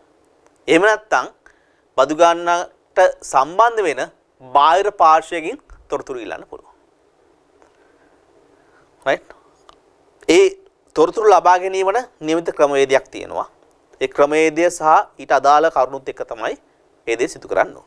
දැන් බදු ගන්නගෙන් තොරතුරු ලබා ගන්න ඒ ලිපි ගොනුව සඳහා කටයුතු කරන නිලධාරියට හැකියාව තියෙනවා. බදු ගන්නගෙන් තොරතුරු ගන්න. හැබැයි බාහිර පාර්ශ්වයකින් තොරතුරු ගන්නව නම් කොමසාරිස්වරයෙක් හෝ ඊට වඩා ඉහළ නිලධාරියෙක් තමයි බාහිර පාර්ශ්වයකින් තොරතුරු ලබා ගන්න අවශ්‍ය. අපි දැන් උදාහරණයක් විදිහට අපි ගමු. ටැක්ස් ෆයිල් එක සම්බන්ධයෙන් කටයුතු කරන ඔෆිසර්ට අවශ්‍යයි එයාගේ පිරිවැටුම සම්බන්ධයෙන් ගණනය කිරීමට අදාළව තොරතුරු ලබා ගන්න. සමහරට ඉන්වොයිස් සම්බන්ධ විස්තර වෙන්න පුළුවන්. ප්‍රයිමරි ඩොකියුමන්ට්ස් අදාළ දේවල් ඒකම ඒ මන්ත්ලි රිපෝට් එකක් වෙන්න පුළුවන්. රයිට් එහෙම නැත්නම් සිලෙක්ටඩ් කරගත්ත ඉන්වොයිසස් ටිකක් වෙන්න පුළුවන්. ওই විදිහට මොන හරි දෙයක් වෙන්න පුළුවන්. ඒ දේවල් බදු ගෙවන්නට අදාළ තොරතුරු. ඒ දේවල් ඒ අදාළ ඔෆිසට ඉල්ලීමක් කරන්න පුළුවන්. රයිට් මේ තොරතුරු ටික මට බාර දෙන්න. right ඒකම බදු ගන්නට හෝ එයාගේ නීතියට සම්මුඛ සාකච්ඡාවකට එන්න කියලා ඉල්ලීමක් කරන්න පුළුවන්. අපි හිතමු ඔහුට අවශ්‍යයි බදු ගන්න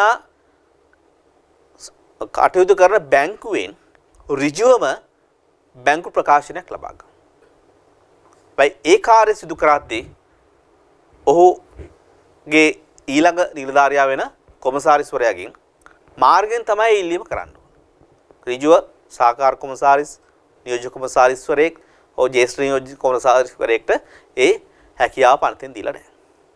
ඒක සමහරට ඒක එහෙම වෙලා තියෙන්නේ ආයතනය තුළ පරිපාලනමය වශයෙන් යම් ක්‍රමවේදයක් පවත්වාගෙන යන්න වෙන්න පුළුවන්. right කොමසාරිස්වරයෙක්ට පුළුවන් බදු ගන්නාට අදාළ බාහිර පාර්ශ්වයකින් තොරතුරු ඉල්ලා සිටීමක් කරන්න.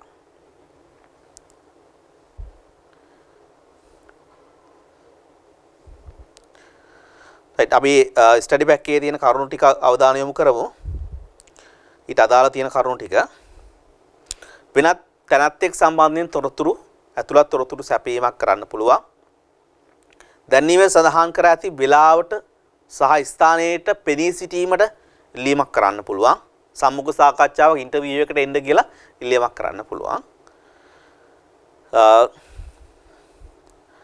දැන්වීමේ සඳහන් පරිදි එම තැනැත්තා හෝ වෙනත් යම් තැනැත්තෙකුගේ බදු සම්බන්ධ සහ සම්බන්ධයෙන් එම තැනැත්තාගේ පාලනය යටතේ හෝ එම තැනැත්තා භාරයේ පවතින සියලු ලිපි ලේඛන දැන්වීමේ නිශ්චිත වේලාවට තුල ඉදිරිපත් කිරීමට ඉල්ලීමක් කරන්න පුළුවන්. රයිට්. තර කොමසාරිස්වරයෙක් සහ අදාළ නිලධාරියෙක් මැදිහත් වෙලා ඒ අදාළ තොරතුරු ලබා ගැනීම සිදු කරන්න පුළුවන්. එහෙනම් මේ තොරතුරු ලබා ගන්න පුළුවන්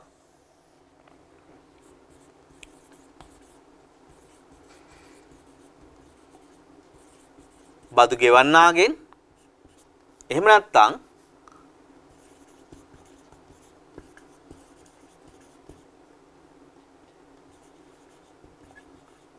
බාහිර පාර්ශවයන්ගෙන්. රයිට්. තොරතුරු ඉල්ලීම සිදු කරන්න පුළුවන්.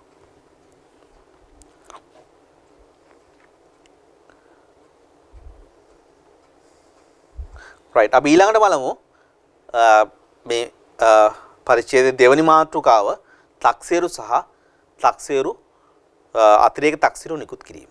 රයිට්. ඒතර මේ වාර්තා සහ තොරතුරු ලැබුණාන් පස්සේ දේශායන දෙපාර්තමේන්තුව පැත්තෙන් තීරණයක් ගන්න වෙනවා මේ තොරතුරු සම්බන්ධව.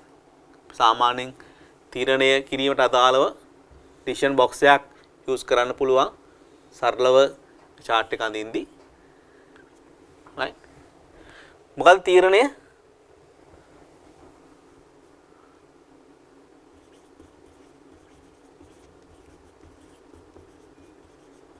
වාර්තාව පිළිගැනීම. right. වාර්තාව පිළිගැනීමක් කරනවද නැද්ද? වාර්තාව පිළිගන්නේ නැත්නම් ඒ සම්බන්ධ තක්සේරුවක් නිකුත් කරන්න පුළුවන්. හැබැයි මේ ආදායම් බදු පනතේ තව විශේෂ දෙයක් තියෙනවා. විශේෂ තක්සේරු වර්ගයක් හඳුන්වා තියලා තියෙනවා. සතක්සේරු. සතක්සේරු. මොකද සතක්සේරු කියන්නේ? self assessment. අපි ඉස්සෙල්ලා එක සඳහන් කරා එක තැනකදී self assessment return එකක් කියලා. බදු ගෙවන්නේ තමන්ගේ ආදායම තමන් ගෙවන්න ඕන බද්ද සම්බන්ධයෙන් තමන්ම තක්සේරු කළා. දේශායන දෙපාර්තමේන්තුවට දෙන වාර්තාව අපි හඳුනාගත්ත සතක්සේරු වාර්තාව කියලා. self assessment return. තර තක්සේරු සම්බන්ධයෙන් කටයුතු කරද්දී ඒ බදු ගෙවන්න දීපු වාර්තාවම දෙපාර්තමේන්තුවේ පැත්තෙන් ගන්නවා self assessment එකක් විදියට. බදු ගෙවන්න සකස් කරපු වාර්තාව right ඒකේ සමහරට ගණනය කිරීම වැරදි තියෙන්න පුළුවන්. ගණනය කිරීම නීතියට අනුකූල නොවෙන්න පුළුවන්. හරි ගාන එක සරහන් වෙලා නැති වෙන්න පුළුවන්. ඒ මොනවා වුණත් ඒ බදු ගෙවන්න සඳහන් කරලා දෙන වාර්තාව self assessment එක සතක්සේරුවක් විදියට සලකන්න පුළුවන්. right ඒක සාමාන්‍යයෙන් අර ඉස්සෙල්ලා තිබ්බ ක්‍රමයකට වඩා පොඩ්ඩක් වෙනස් වෙනවා. right ඒකම ප්‍රධාන වශයෙන් අපිට හඳුනා ගන්න පුළුවන් තක්සේරු වර්ග හතරක් තියෙනවා.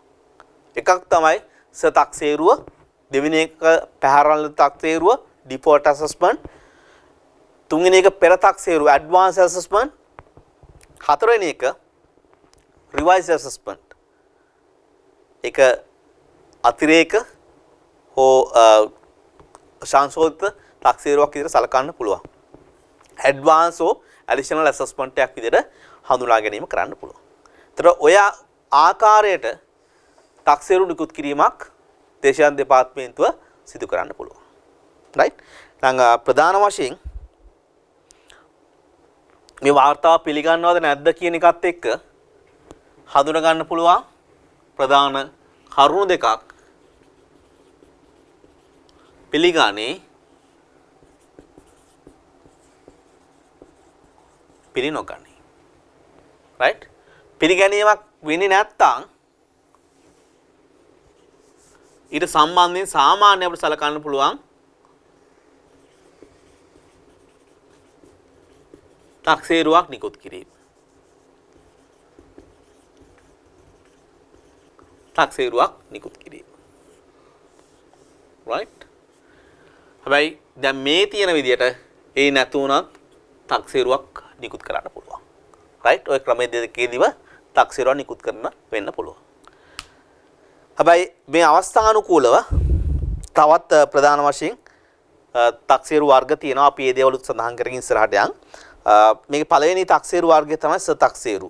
මම සඳහන් කරා වගේම යම් බදු කාල සීමාවක් සඳහා බදු ගෙවන්නෙක් දේශාධන කොමසාරිස්වරයා ලබා දීපු නියමිත ආකෘති පත්‍රය පුරවලා දෙපාර්තමේන්තුවට ලබා දීම සතක්සේරුවක් විදියට අපිට හඳුන ගන්න පුළුවන්. ඒ සතක්සේරුව ශූන්‍ය වාර්තාවක් 0 වැලියු එකක් දාලා තියෙනවා නම් ඒකත් ගන්න පුළුවන්. රයිට්? ආපසු ගෙවීම සඳහන් කරලා තියෙනවා ඒකත් ගන්න පුළුවන්. අලාභයක් සම්බන්ධයෙන් සඳහන් කරලා තියෙනවා නම් ඒකත් ගන්න පුළුවන්. right? බදු ගන්න ලබා දෙන වාර්තාව සතක්සේරු වාර්තාවක් විදියට හඳුනා ගන්නවා වගේම සතක්සේරුවක් විදියටත් හඳුනා ගන්න පුළුවන්. right? ඒතර මෙයා බදු ගන්න පිළිගත්තත් නැතත් බදු ගන්නගේ වාර්තාව පිළිගත්තත් නැතත් ඒක සතක්සේරුවක් තියෙන්න ඕනි. ඊට පස්සේ පිළිනුව ගැනීමක් වෙනවා නම් ඊ හා සම්බන්ධව තක්සේරු නිකුත් කිරීමක් තියෙන්න ඕනේ.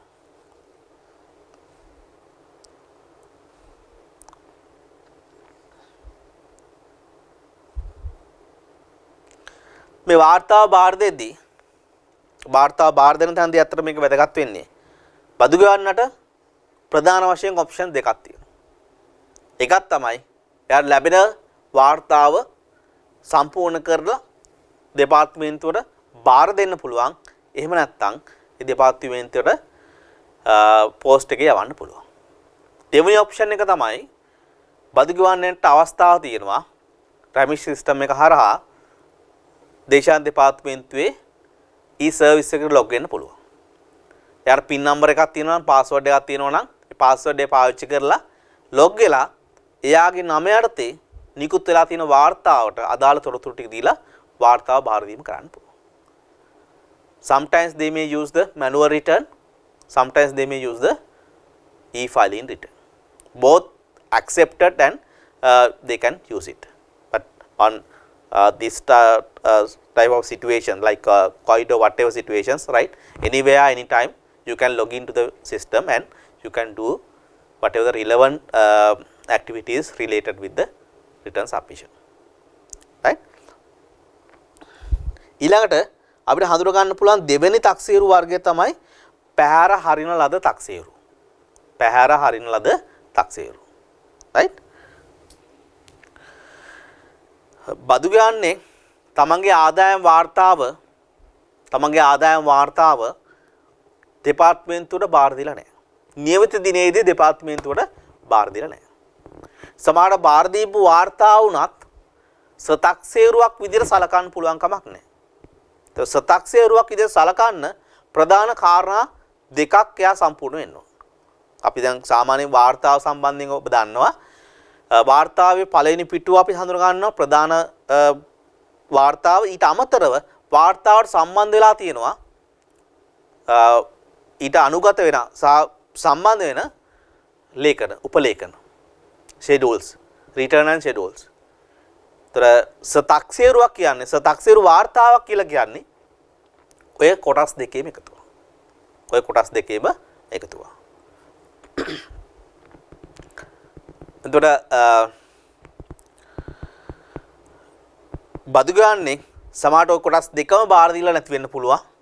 සමහරට යා බාර දීපු වාර්තාව සහ උපලේඛන වල නිවැරදි අවශ්‍ය උපලේඛන බාර දීලා නැති වෙන්න පුළුවන්. ඒ වගේ ඒ අවස්ථා දෙකේදීම දෙපාර්තමේන්තුව පැත්තෙන් පනතේ විධිවිධාන අනුව එයා වාර්තාවක් බාර නොදුන්නා කියලා සලකන්න හැකියාව තියෙනවා. right? වාර්තාවක් ගොනුගත කිරීමට බදු ගෙවන්නෙක් අසමත් අපොහසත් වී ඇති අවස්ථාවකදී සහකාර කොමසාරිස්වරයෙක් විසින් ලබාගත හැකි සාක්ෂි මත ඔහුගේ උපරිම විනිශ්චය මත පදනම්ම ශූන්‍ය මුදල්ද ඇතුළත්ව තක්සේරු දැන්වීමක් නිකුත් කළ හැකියි. right? පැහැරලනද වාර්තාවක් පැහැරලන තක්සේරුවක් නිකුත් කරද්දී පනත සඳහන් කරලා තියෙනවා ඔෆිසර් කෙනෙක්ට available documents සහ තොරතුරු පාවිච්චි කරන්න පුළුවන්. Right? Sometimes if department received some information which is related with the particular taxpayer, right, then he officer can use it.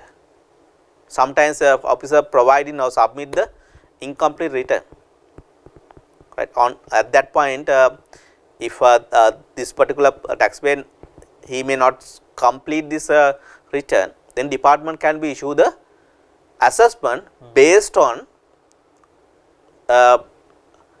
available informations on this particular document.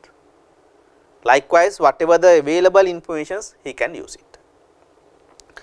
බදු ගන්න සම්බන්ධයෙන් තියෙන තොරතුරු පාවිච්චි කරලා පැහැරල්න තක්සේරුවක් ඩිෆෝල්ට් ඇසස්මන්ට් එකක් ඔෆිසර් කෙනෙක් නිකුත් කරන්න පුළුවන්.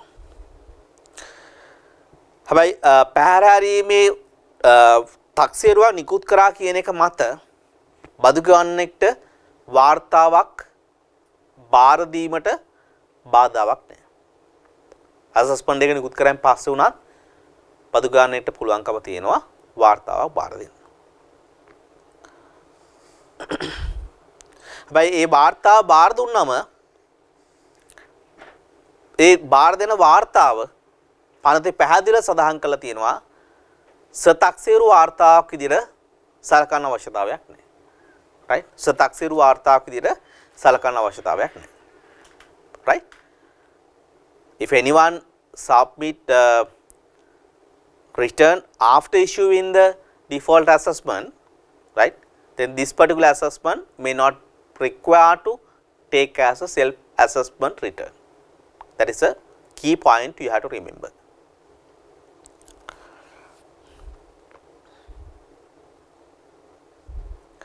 right, අපි ඊළඟට බලමු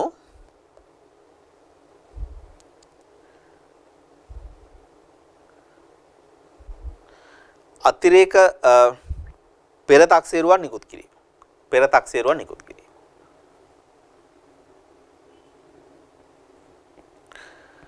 පෙර තක්සේරුවක් කියන එක අදහස් කරන්නේ බදු ගාන්නෙක් තක්සේරු වාර්තාවක් සතක්සේරු වාර්තාවක් බාර දීමට පෙර නිකුත් කරන තක්සේරුව. අපි ඉස්සර සඳහන් කරා වගේ යම් තක්සේරු වර්ෂයක අවසන් වෙලා එළඹෙන නොවැම්බර් මාස 30 වෙනිදා තමයි වාර්තාවක් බාර දීමට නියමිත දිනය වන්නේ. right? මේ දින තමයි වාර්තාව බාර දීමට නියමිත දිනය වන්නේ. මේ දවසේ එළඹෙන්නේ ඉස්සෙල්ලා නොවැම්බර් 30 එළඹෙන්නේ ඉස්සෙල්ලා දෙපාර්තමේන්තුවේ හැකියාවක් තියෙනවා යම් හේතුවක් තියෙනවා නම් ඇඩ්වාන්ස් ඇසස්මන්ට් එකක් නිකුත් කරන්න. right? ඇඩ්වාන්ස් ඇසස්මන්ට් එකක් නිකුත් කරන්න හැකියාවක් තියෙනවා. වාර්තාවක් ඉදිරිපත් කිරීමට නියමිත දිනට පෙර තක්සේරුවක් මගින් බදු එකතු කිරීමට නිකුත් කරන්න හැකියාව තියෙනවා. ඒ නිකුත් කරද්දී සමහරකට විවිධ හේතු වෙන්න පුළුවන්. අපිට උදාහරණයක් විදිහට කම්පැනියක් තියෙනවා. කම්පැනි ක්ලෝස් ඩවුන් කරලා ලංකාවෙන් යන්න හදන්නේ. ඊට අදාළ ටැක්ස් එකක් තියෙනවා නම් ඒක එකතු කරගන්න ඇඩ්වාන්ස් ඇසස්මන්ට් එකක් ඉෂු කරන්න පුළුවන්. යම් පුද්ගලයෙක් මයිග්‍රේට් කරන්න හදන්නේ. ඒ වගේ අවස්ථාවක පුළුවන් ඇඩ්වාන්ස් ඇසස්මන්ට් එකක් නිකුත් කරලා ඒ අදාළ බද්ද එකතු කරගන්න පුළුවන්. right? ඒ වගේ අවස්ථාවන් සඳහා ඇඩ්වාන්ස් ඇසස්මන්ට් එකක් නිකුත් කරන්න පුළුවන්. පෙර තක්සේරුවක් නිකුත් කරන්න හැකියාව තියෙනවා. පෙර තක්සේරුවක් නිකුත් කරායින් පස්සේ ඒක නිසා බදු ගෙවන්නට බාධාවක් නෙමෙයි සතක්සේරු වාර්තාවක් නැවත බාර දෙන්න. යම් හේතුවක් නිසා පස්සේදී එයාට සතක්සේරු වාර්තාවක් බාර දෙන්න අවශ්‍යතාවයක් තියෙනවා නම් ඒ බාර දීම සිදු කරන්න පුළුවන්. හැබැයි ඒක එයා ඒ වාර්තාව බාර දුන්නට නීතිය පැහැදිලිව කියනවා ඒ බාර දෙන වාර්තාව සතක්සේරුවක් විදිහට සලකන්න අවශ්‍යතාවයක් නැහැ. තක්සේරුවක් විදිහට සලකන්න අවශ්‍යතාවයක් නැහැ. ඒතර ප්‍රධාන වශයෙන් අපිට බලන්න පුළුවන් මෙතන මූලික තක්සේරු විදිහට කොටස් කරුණු ප්‍රධාන තක්සේරු වර්ග තුනක් එනවා.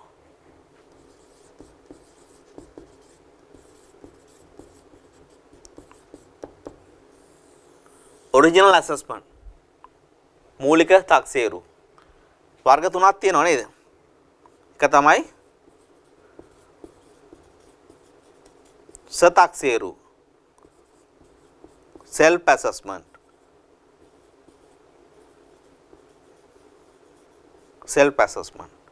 දෙවෙනි එක තමයි පෙර තක්සේරු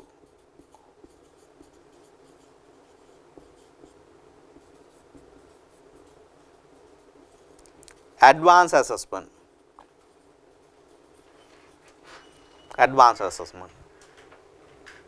තුන්වෙනි එක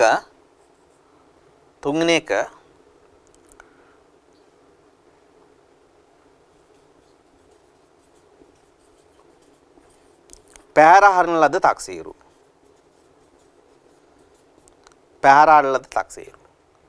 right default assessment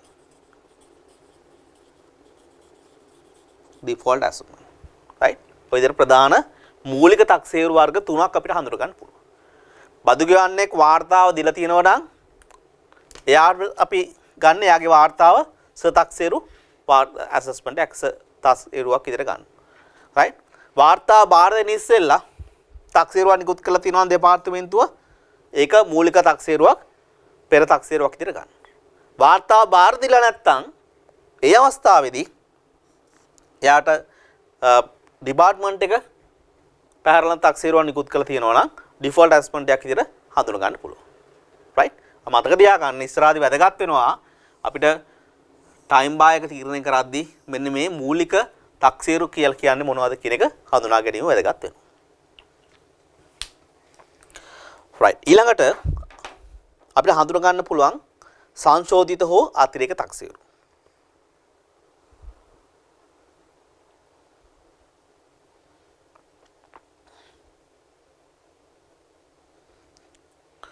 සංශෝධිත හෝ අතිරේක තක්සේරු. බදු ගන්නෙක් තමන් දීපු සතක්සේරු වාර්තාව සංශෝධනය කරන්න කියලා ඉල්ලීමක් කරන්න පුළුවන්. ඒකම දෙපාර්තමේන්තුව බදු ගන්න ඒ දීපු වාර්තාව සංශෝධනය කළ අතිරේක තක්සේරුවක් වැඩි තක්සේරු බදු මුදලක් අය ගන්න තක්සේරුවක් නිකුත් කරන්න පුළුවන්. ඔය අවස්ථා දෙකේදීම ඒ බදු ගන්න දීපු වාර්තාව සංශෝධනයට ලක් වෙනවා. බද්ද අඩු වෙන්නත් පුළුවන්, බද්ද වැඩි වෙන්නත් පුළුවන්. right ඒ සඳහා දෙපාර්තමේන්තුව නිකුත් කරන තක්සේරුව තමයි සංශෝධිත හෝ අතිරේක තක්සේරුව. revised assessment එකක් issue කරන්න පුළුවන්. amended or advanced assessment.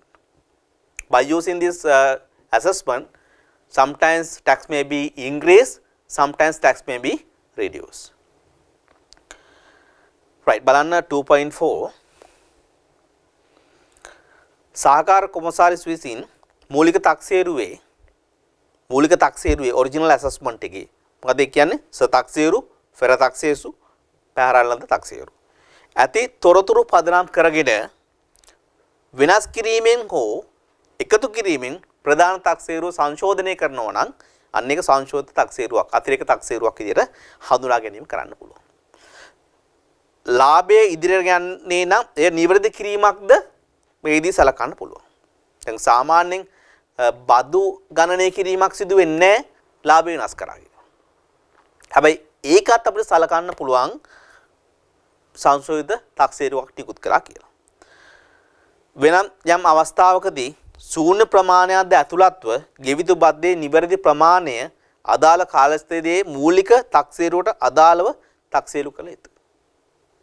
right එහෙනම් සමහරට බදු ගෙවීමට වෙන බලපෑම බිඳුව වෙන්න පුළුවන්. හැබැයි ඒකේ වාර්තාවේ අන්තර්ගතය වෙනස් වෙනවා නම් ඒක සංශෝධිත වාර්තාවක් විදිහට සලකන්න වෙනවා පනතේ තියෙන විධිවිධාන අනුව. ඒකම ඊළඟට අපි බලන්න ඕනේ යම් නිලධාරියෙක් තක්සේරුවක් නිකුත් කරා නම් ඒ තක්සේරුව නිකුත් කිරීම සම්බන්ධයෙන් දැන්වීමක් බදු ගන්නට සිදු කරන්න ඕනේ. ලිඛිත දැන්වීමක් සිදු කරන්න ඕනේ. ප්‍රධාන වශයෙන් ඒ ලිඛිත දැන්වීම සිදු වෙන්නේ තක්සේරු දැන්වීමක් කරා. එනම් ප්‍රධාන වශයෙන් අපි හඳුනා ගන්නවා අවස්ථා දෙකක් තියෙනවා. තක්සේරුවක් සිදු කිරීමයි තක්සේරු දැන්වීමකින් බදු ගන්නට දැන්වීමයි. ඒ තක්සේරු දැන්වීමේදී ප්‍රධාන වශයෙන් අන්තර්ගත වෙන්න ඕනේ ඊට අදාළව පොලියක් තියෙනවා නම් දණ්ඩනයක් තියෙනවා නම් ඒ සම්බන්ධයෙන් ගෙවන්න අගයක් තියෙනවා නම් ඒක ගෙවන්න ඕන දිනේ ගෙව්වේ නැත්තම් තියෙන බලපෑම ඒ බදු ගන්න ඒ තක්සේරු සම්බන්ධයෙන් විරෝධතාවයක් තියෙනවා නම් අකමැත්තක් තියෙනවා නම් ඒ සම්බන්ධයෙන් කොහොමද අභියාචනයක් සිදු කරන්නේ කියන කාරණේ සම්බන්ධයෙන් ඒ දැන්වීම තුලදී ලිඛිත සිදු කරන්න ඕනේ. ඒ ලිඛිත දැන්වීමෙන් බදු ගන්නට බාර දීම සිදු කරන්න කියලා නීතිමය අවශ්‍යතාවයක් තියෙනවා. ඒතර බදු ගන්නට බාර දීපු දිනේ තමයි ඒ කරන ලද තක්සේරුව සිදු කළ දින විදිහට සලකන්න වෙන්නේ.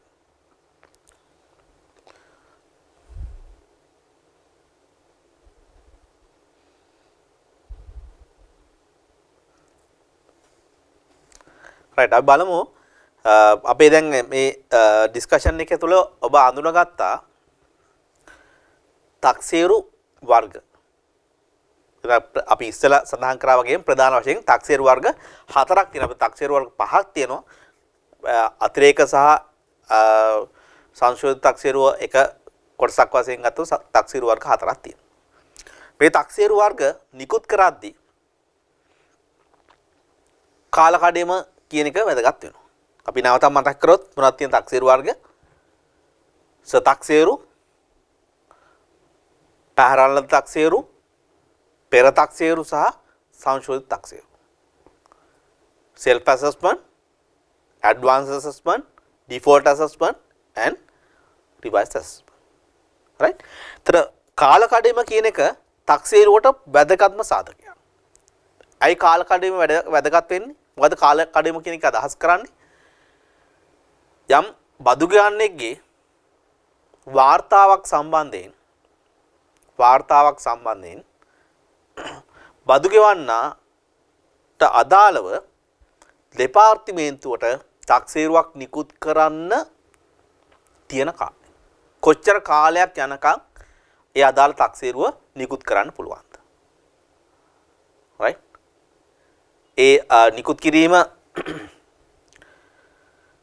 මෙන්න මේ කාල සීමාවට ඉස්සෙල්ලා කරන්න ඕන කියන එක තමයි මෙතනින් අදහස් කරන්නේ. අතන මෙතන මූලික අරමුණ තමයි බදු ගෙවන්නාට ප්‍රොටෙක්ෂන් එකක් දෙන්න. ආරක්ෂාව දෙන්න. එහෙම නැත්නම් එහෙම නැති වුණා නම් දෙපාර්තමේන්තුව ඕනම දවසක තක්සේරුවක් නිකුත් කරන්න පුළුවන් නේ. නම් බදු ගෙවන්නත් බලාපොරොත්තු වෙන්න ඕනම දවසක තක්සේරුවක් එයි කියලා. හැබැයි කාලකඩේම කියන දේ තුලදී බදු ගෙවන්නට පැහැදිලිය කියන රයිට් මෙච්චර කාලයකට පස්සේ තක්සේරුව නිකුත් කරන්න පුළුවන් කමක් නැහැ. right?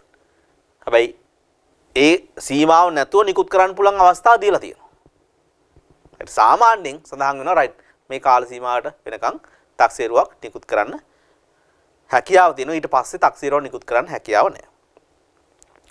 දැන් අපි හිතමු දෙපාර්තමේන්තුව මේ කාල සීමාවෙන් පස්සේ තක්සේරුවක් නිකුත් කරා කියලා. මොකද්ද තියෙන බලපෑම? ඒ තක්සේරුව නීතිමය වටිනාකමක් තියනවද? එහෙනම් බදු ගන්නේක් සම්බන්ධයෙන් කාලකඩේමෙන් පස්සේ තක්සේරුවක් නිකුත් කරොත් එහෙම ඒ තක්සේරුව වළංගු තක්සේරුවක් විදිහට සලකන අවශ්‍යතාවයක් නැහැ.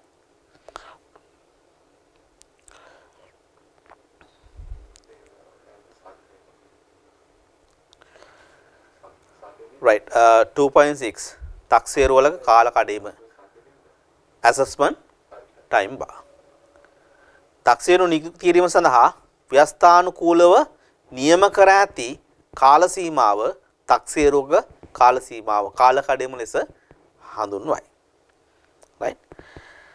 පැහැරාරින් ලද බදු තක්සේරුවක් නිකුත් කරන්න එම අවස්ථාවක් නැහැ. ඩිෆෝල්ට් ඇසස්මන්ට් එකක් නිකුත් කරන්න පුළුවන්. හැබැයි ඒක ඔරිජිනල් ඇසස්මන්ට් එකක් විදිහට සටහන් කරාම ඒක ඔරිජිනල් ඇසස්මන්ට් එකක් නිකුත් කරන්න අවස්ථාවක් දීලා තියෙනවා. right? ඒත් අපි බලමු පළවෙනි දේ ප්‍රධාන කාරණා දෙකක් අපි මෙතන සඳහන් කර ගන්න ඕනේ. සංශෝධිත තක්සේරු කියනවා අතිරේක තක්සේරු කියලා අවස්ථා දෙකක් තියෙනවා. right.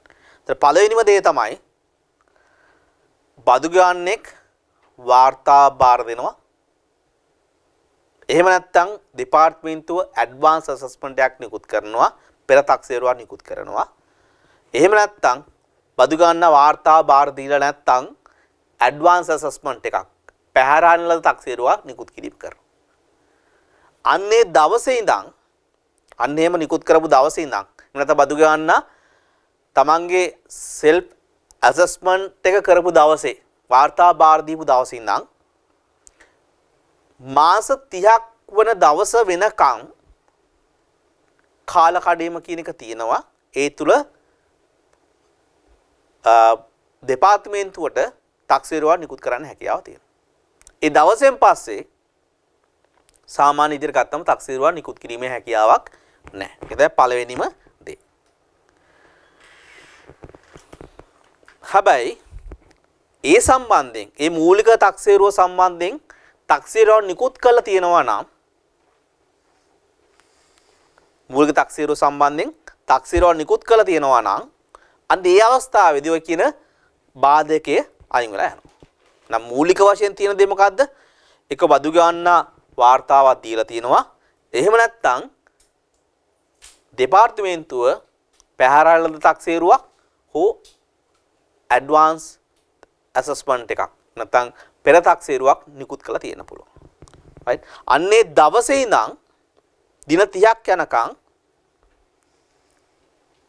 දේශාන් දෙපාර්තමේන්තුවට තක්සේරුවක් නිකුත් කරන්න පුළුවන්. හැබැයි එතනදිත් කියනවා බදු ගන්න හිතාමතා සාවද්දීතිය තොරතුරු මගහැරීමක් කරලා තියෙනවා කියලා දෙපාර්තමේන්තුවට ප්‍රූව් කරන්න පුළුවන් නම් ඕනෑම කාලයකදී තක්සේරුවක් නිකුත් කරන්න පුළුවන්. ඊළඟට දෙවෙනි අවස්ථාව අතිරේක තක්සේරුව. ඒ අවස්ථාවේදී තවත් කරුණක් අපිට සලකා බලන්න වෙනවා. අර මූලික තක්සේරුව සංශෝධනය කරලා තියෙනවා නම් ඒ සංශෝධනය කරපු දිනේ ඉඳන් තවත් අවුරුද්දක් යනකම් හරි මූලික තක්සේරුව ඉඳන් අවුරුදු 4ක් යනකම් හරි යන දිනයන් දෙකෙන් පස්සේ සිදුවෙන දිනය තමයි සංශෝධිත අතිරේක තක්සේරුව සම්බන්ධයෙන් කාල කඩේම විදියට සලකන්නේ. මෙතන පැහැදිලි ඒක හොඳට පැහැදිලි කරගන්න කොහොමද කාල කඩේම තීරණය කරගන්නේ? සංශෝධිත අතිරේක තක්සේරුවක් නිකුත් කරන්න අවශ්‍ය නම් සංශෝධිත තක්සේරුවක් කරලා තියෙන අවස්ථාවකදී ඒ සංශෝධිත තක්සේරුව කරපු දවසේ ඉඳන් අවුරුද්දක් වෙන දවස හරි මූලික තක්සේරුවේදී ඒ කියන්නේ self assessment එකක් එහෙම නැත්නම් advanced assessment එකක් default assessment එකක් කරපු දවසේ ඉඳන් අවුරුදු 4ක් කියන දවසේ හරි දවස් දෙකකින් පස්සේ සිදුවෙන දවසේදී තමයි කාල කඩේම කියන දිනේ තීරණය වෙන්නේ. right. ඒතර ඔයා බැලුවොත් එහෙම සඳහන් පැහැදිලි වෙයි. සතක්සේරුව සඳහා තක්සේරු වාර්තාව ගොනු කිරීමේ දින සිට වසර 4ක් ඇතුළත වෙනත් තක්සේරුවක් සඳහා සහකාර කොමසාරිස් තක්සේරු දැන්වීමේ බදු ගන්නාට බාර දුන් දිනේ අවුරුදු 4ක් හෝ සහකාර කොමසාරිස් විසින් සංශෝධ තක්සේරු දැන්වීමේ වසරකට පස්සේ එන දවසේදී තමයි කාල කඩේම තීරණය කරන්න වෙන්නේ. හැබැයි විශේෂ කරුණක් මෙතනදී තියෙනවා සංශෝධිත තක්සේරුවේ පදනම් කරගත්ත දේට අමතර දෙයක් මෙතනදී නැවත කරුණ සම්බන්ධයෙන් තක්සේරුවක් නිකුත් කරන්න පුළුවන් කමක් නැහැ. සංශෝධිත තක්සේරුවට අදාළව පදනම් කරගත්ත කරුණකට අදාළව මේ අතිරේක තක්සේරුවක් නිකුත් කිරීමට දෙන අවස්ථාවක් තියෙනවා. හරි. ඒක මම හිතන්නේ පැහැදිලි ඒ තියෙන කාරණේ. අපි බලමු මේ කරුණත් එක්ක ස්ටඩි බැක් එකේ එක්සැම්පල් 3ක් තියෙනවා. එක්සැම්පල් 3න් කොහොමද මේක අවබෝධ කරගන්නේ? සාමාන්‍යයෙන් එක්සැමිනර් කෙනෙක් මේ දේ සම්බන්ධයෙන් අපිට තොරතුරක් දීලා අහන්න පුළුවන් කාල කඩේම කොහොමද මේ தත්ත්වය මත සිදු වෙන්නේ කියලා. අපි බලමු පළවෙනි උදාහරණය. වාර්තාව નિયમિત දිනේ සපයා ඇති විට 2018-19 තක්සේරු වර්ෂය සඳහා සංශෝධිත තක්සේරුව මෙම තැනැත්තා 2018-19 තක්සේරු වර්ෂය සඳහා වාර්තාව 2019 ජූලි 15 වන දින નિયમિત සපයා ඇත. එහෙනම් අපි එතන ඉඳන් ගත්තොත් එහෙම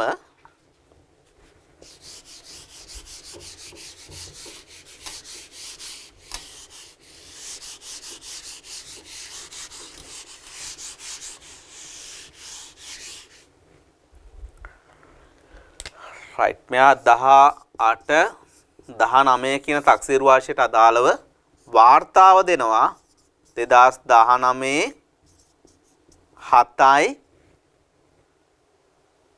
15 right එහෙනම් අපි දවම මේකේ සංශෝධිත තක්සේරුව නිකුත් කළා නැහැ. එහෙනම් මේ දවසේ ඉඳන් මාස 30ක් වන දිනේදී කාල කඩයිමට යටත් වෙනවා. right අපි එහෙම ගත්තොත් එහෙම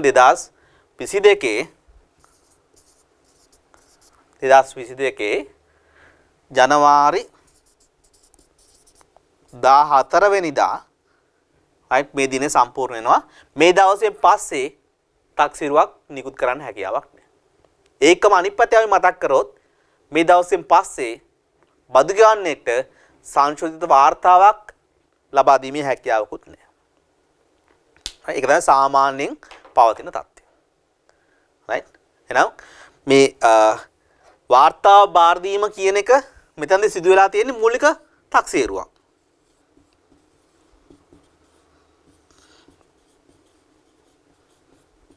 මොන වගේ මූලික තක්සේරුවක්ද?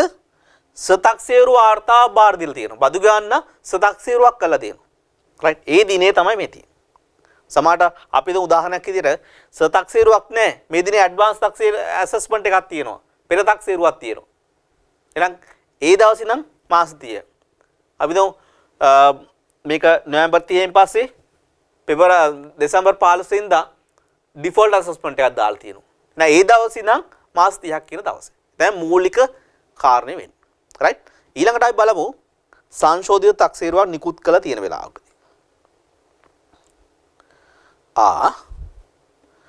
2018-19 තක්සේරු වර්ෂය සඳහා වන තක්සේරු වාර්තා මත අතිරේක තක්සේරු නිකුත් කිරීම. 18-19 තක්සේරු වර්ෂය සඳහා තක්සේරු වාර්තා මත අතිරේක තක්සේරුවක් නිකුත් කිරීම. තක්සේරු වාර්තාව 2019 ජූනි 10 වන දින ගොනු කර ඇති බව උපකල්පනය කරන්න. 2021 අගෝස්තු 15 වන දින තක්සේරු වාර්තාව මත අතිරේක තක්සේරුවක් නිකුත් කර ඇත. අතිරේක තක්සේරු සඳහා කාල කඩයිම වන්නේ right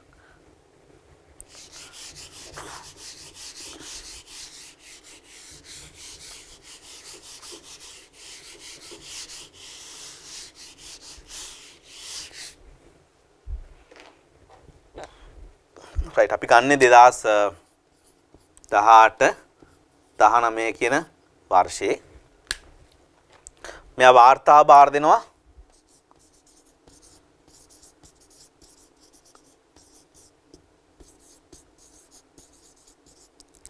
තක්සේරු වාර්තාව කවද බාර දෙන්නේ 2019 ජූනි 9 වෙනිදා වාර්තාව බාර දෙනවා right ඒකම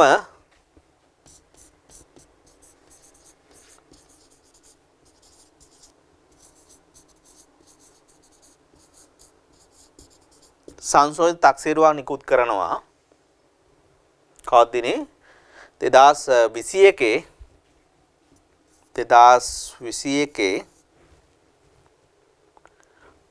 අගෝස්තු 15 right දැන් සාමාන්‍ය තත්ත්වය මත නම් මේ දිනේට මාස 30ක් එකතු වුණාම කාල කඩේම අපිට තීරණය කරන්න පුළුවන්. right? හැබැයි සංශෝධන වාර්තා තක්සේරුවක් තියෙනකොට මේ දිනේට අවුරුදු එකක් අපි එකතු කරන්න ඕන. අවුරුදු එකක් අපි එකතු කරන්න ඕන. right? එහෙනම් අතිරේක තක්සේරුවක් සඳහා කාල කඩේම වෙන්නේ ඔය දෙකේදී මේ දවසේ ඉඳන් මාසයක් අවුරුද්දක් කියන්නේ 2022 අගෝස්තු 15 sorry 14 right 2022 අගෝස්තු 14 තමයි ඒ දවස වෙන්නේ. සාමාන්‍ය විදිහට ගත්තන් පස්සේ sorry මෙතනට එන්න ඕනේ මේ වෙනව නම් අවුරුදු 4ක්.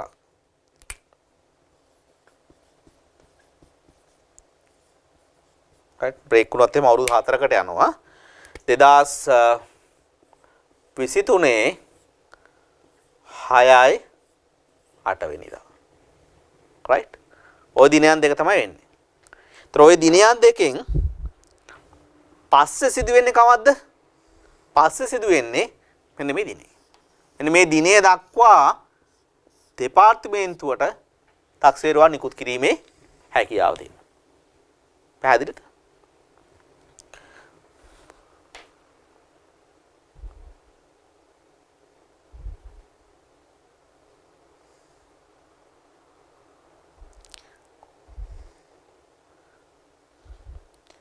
right තුන්වෙනි එක අපි බලමු 2019 18 තක්සේරු වර්ෂය සඳහා පැහැරාරල තක්සේරුවක් හෝ පෙර තක්සේරුවක් මත තක්සේරු නිකුත් කිරීම. පැහැරාරල තක්සේරු දැන්වීම පෙර තක්සේරු දැන්වීම 2020 මැයි 9 වන දින නිකුත් කර ඇති බවට උපකල්පනය කරන්න. පැහැරාරල තක්සේරුව 2021 අගෝස්තු 15 වන දින නිකුත් කර ඇත.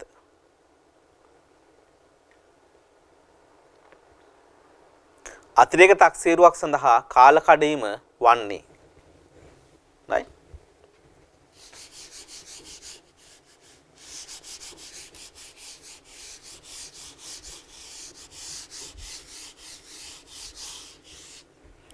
right පෙර තක්සේරුවක් නිකුත් කරලා තියෙනවා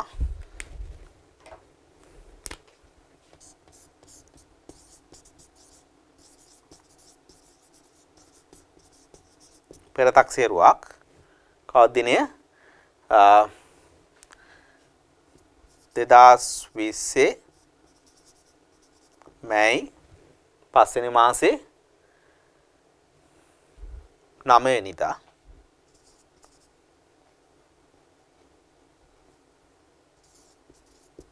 පහයි 9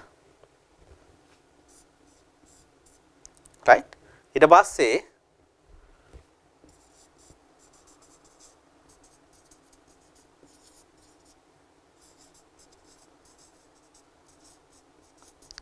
පැහැරාරල තක්සේරුවක් නිකුත් කරනවා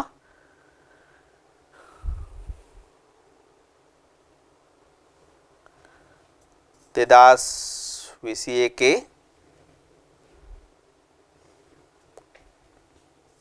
8යි 15 right නම් මූලික තක්සේරුවක් නිකුත් කරලා තියෙන මෙතනදී එතන මූලික තක්සේරුව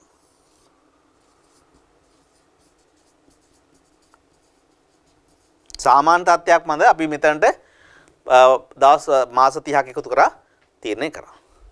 හැබැයි බලන්න සංශෝධනයක් වෙලා තියෙනවා තක්සේරුවේ. එහෙනම් සංශෝධනය වෙනවා නම් මේන් රූල් එක බ්‍රේක් වෙනවා. එහෙනම් එතනදි වෙන්නේ මොකද්ද? එහෙනම් මේ දිනේට අවුරුදු 4ක් එකතු වෙනවා. අවුරුදු 4ක් කියන්නේ 2024 5යි 8 වෙනිදා. එහෙම නැත්නම් මෙතනට අවුරුද්දක් එකතු වෙනවා. ඒ කියන්නේ 2022 8යි 14. ඔය දෙකෙන් පස්සේ සිදුවෙන දේ පදනම් කරගෙන කාල කඩයිම තීරණය කරන්න ඕන. රයිට්? 2024 මැයි 8 වෙනිදා ඒ වගේ තත්ත්වයක් මත කාල කඩයිම තීරණය කරන්න. රයිට්? ඒතර ඒ කාල සීමාව තුලදී තක්සේරුවක් නිකුත් කරොත් තමයි ඒ අදාළ කාල කඩයිම තුල වළංගු තක්සේරුවක් නිකුත් කරා වෙන්නේ. එහෙම නැතු වුණත් දෙපාර්තමේන්තුවට තක්සේරුවක් නිකුත් කරන්න පුළුවන්. හිතාමතා සාවාදී විදියට තොරතුරු මගහැරීමක් කරලා තියෙනවා කියලා දෙපාර්තමේන්තුවට ඔප්පු කරන්න පුළුවන්කම තියෙනවා. මම හිතන්නේ මේ දක්වා අපි කතා කරපු දේ තුල පැහැදිලි තක්සේරු සම්බන්ධයෙන් ප්‍රධාන අවශ්‍යතාවයන් ටික. right? අපි ඊළඟ සෙෂන් එකේදී අපි බලමු මේ තක්සේරුවක් සම්බන්ධයෙන් බදු ගන්න එකකතාවයක් නැත්නම් බදු ගන්නට තියෙන ඊළඟ සාධක ටික මොනවද? එතනින් එහාට සම්බන්ධයෙන් අදාළ වෙන බදු පරිපාලන දේවල් මොනවද? නැවත අපි ඊළඟ සෙෂන් එකත් එක්ක සම්බන්ධ වෙමු.